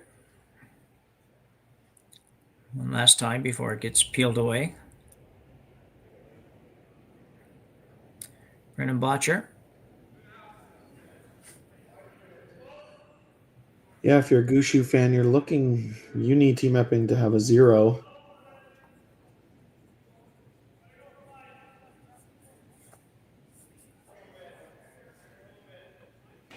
Got to get it by this one.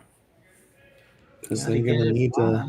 They want to score at least 2, keep their chances alive, but 3 or 4 is obviously what they really need. Yeah, probably not going to happen now with just one single guard out there. Going to be pretty difficult to get more than 2. Might be difficult to get 2 yet, but you're right. 2's a must.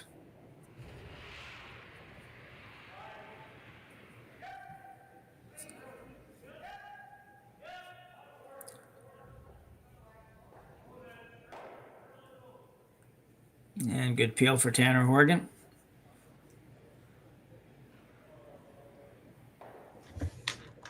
The Epping team really hasn't missed any of the routine shots, and that by routine that with them, I mean down to the ones that they're picking the ones off that go behind corner guards and whatnot.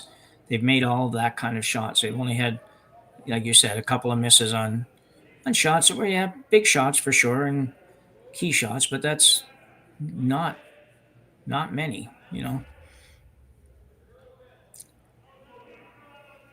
Corner guard going back up for Gushue.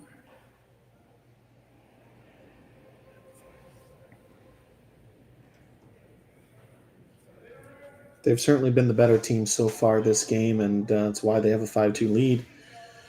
Pretty simple strategy calls for John. They're going to be peeling until they get a chance at eliminating that red in the top 12 foot.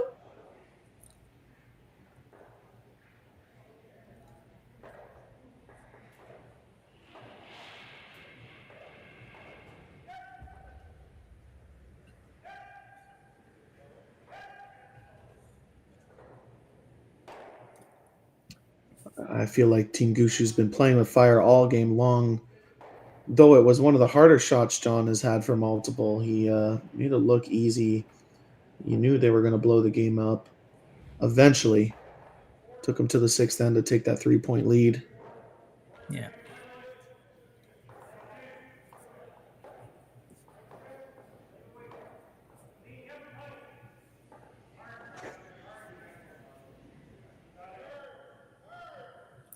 Mark Nichols.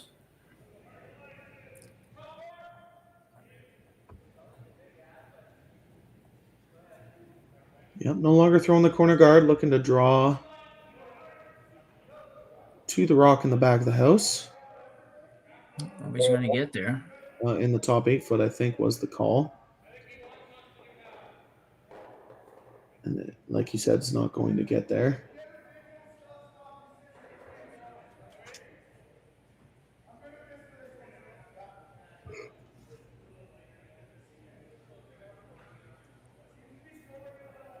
You never want to concede 2, but for Team Epping, they're really important to not leave a stagger on the center line, whatever they choose to do.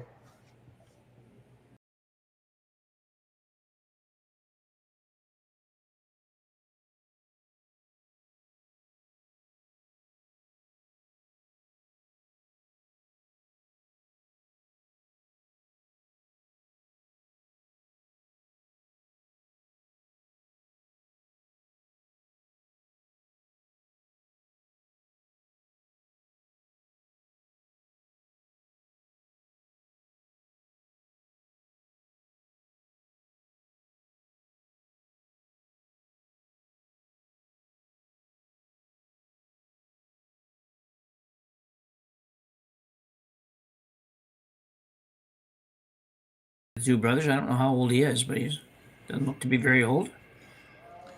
He'll try to hit this one and just flop in front of his own.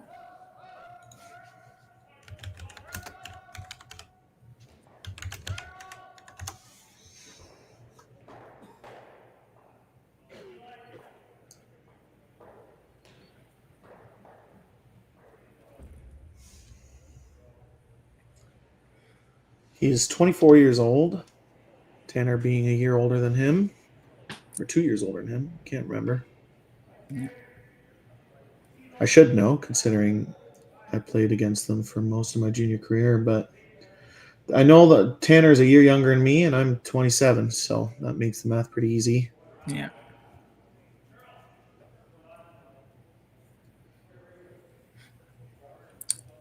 So Brad's trying to get the wheel spin and trying to figure out how best to be able to still come up with 2 at the end of this end.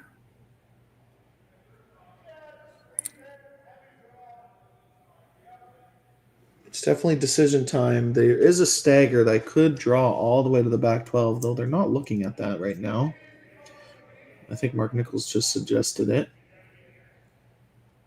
If they're trying to bring at least 2 into play, yeah, they need to either draw to the back 12 foot, which is not an easy shot, or make a hit and freeze.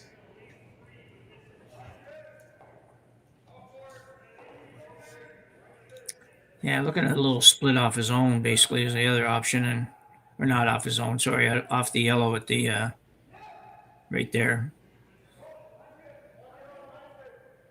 Just not a lot of rocks left, not a lot of shots to figure it out with. I think Brad recognizing with no guards in play, it's going to be pretty tough to score 3. You basically need a 0 out of the Epping camp. Yeah, yeah.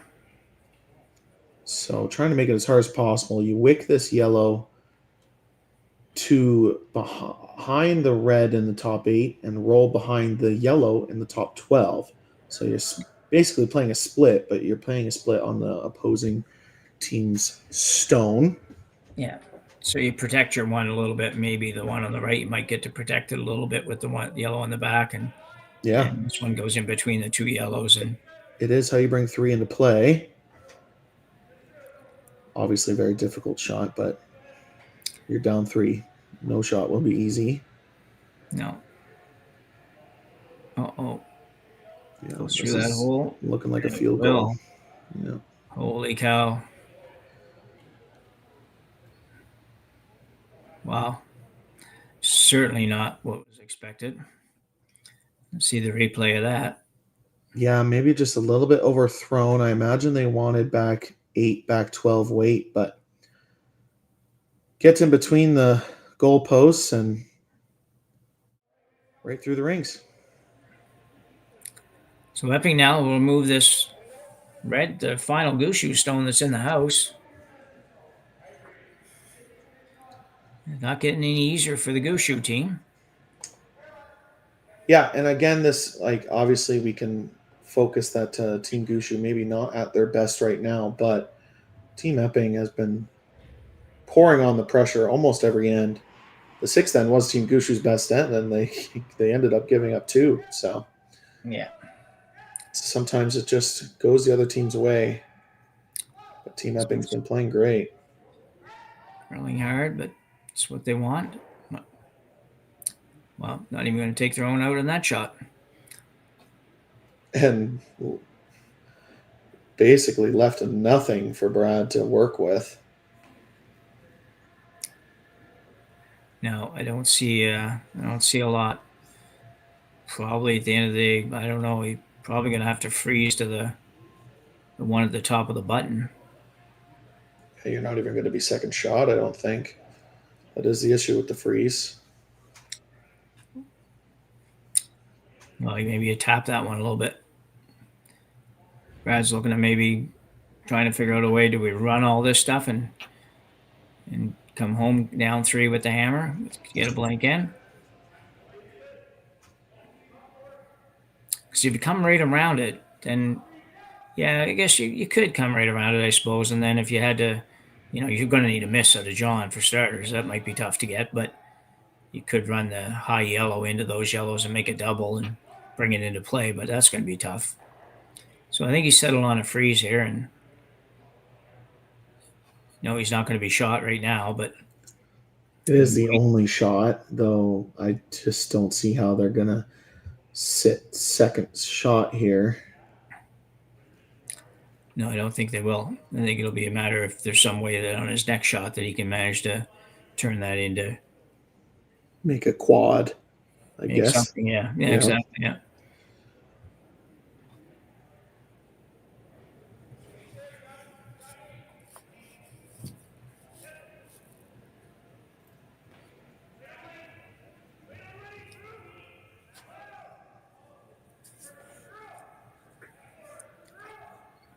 It's just maybe a little bit warm as well. Got to get over there. Yeah. Don't hate the tap call if the line was a little bit better.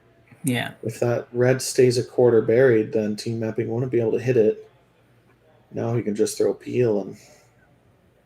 Yeah, I agree. The tap was okay. If he'd just gotten a little bit more curl there and created a little bit of a wall maybe behind it. So Epping will attempt to remove this stone. Not a difficult shot.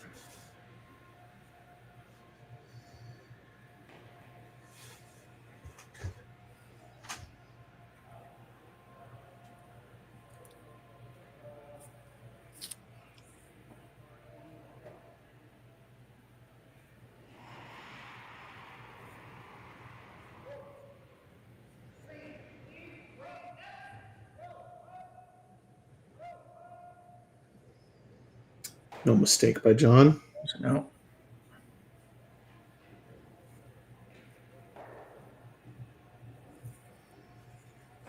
So Brad Gushue draw the button for 1 to go to end number 8, down 2 without the hammer.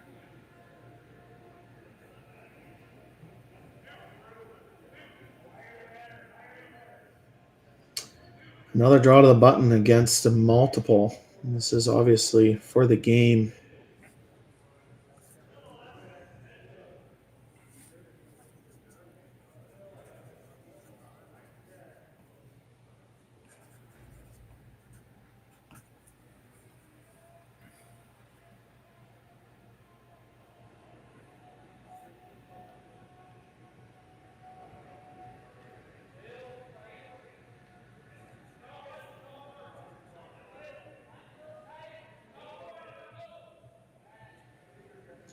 Needs a piece of the button. Last rock here in the 7th. I don't know if they're going to get that there.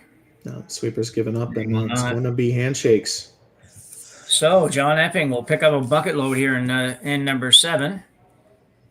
And we will have handshakes all the way around. Sam, as you said a couple times, certainly a dominating performance by Team Epping in that game. The Gushue team just wasn't quite up to their normal standards. They've had a bit of a rocky season, I think, overall, but this was certainly not a game they'll be happy with. And they will drop down now, and I believe they'll face Sam Moeybrook in the C qualifier game. And we will encourage you to stay around, watch the other games that are remaining, and be sure to join us for the next draw and one more draw after that, I believe we have today. Where somewhere in there we'll feature the women's final. Yep.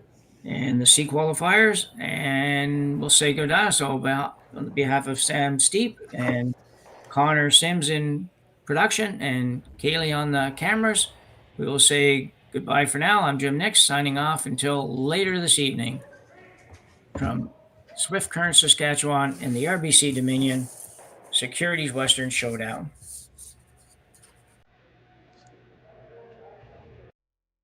Handcrafted in Canada, Hardline's Ice Pad has revolutionized curling for over a decade. Engineered with top-tier precision and durability, it is backed by an unmatched 10-year warranty. Designed for curlers at all levels to sweep effortlessly with maximum efficiency, it is trusted by the world's best curlers, including Olympic and world champions. It is quite simply the best brew in the game. Hardline. Join the revolution.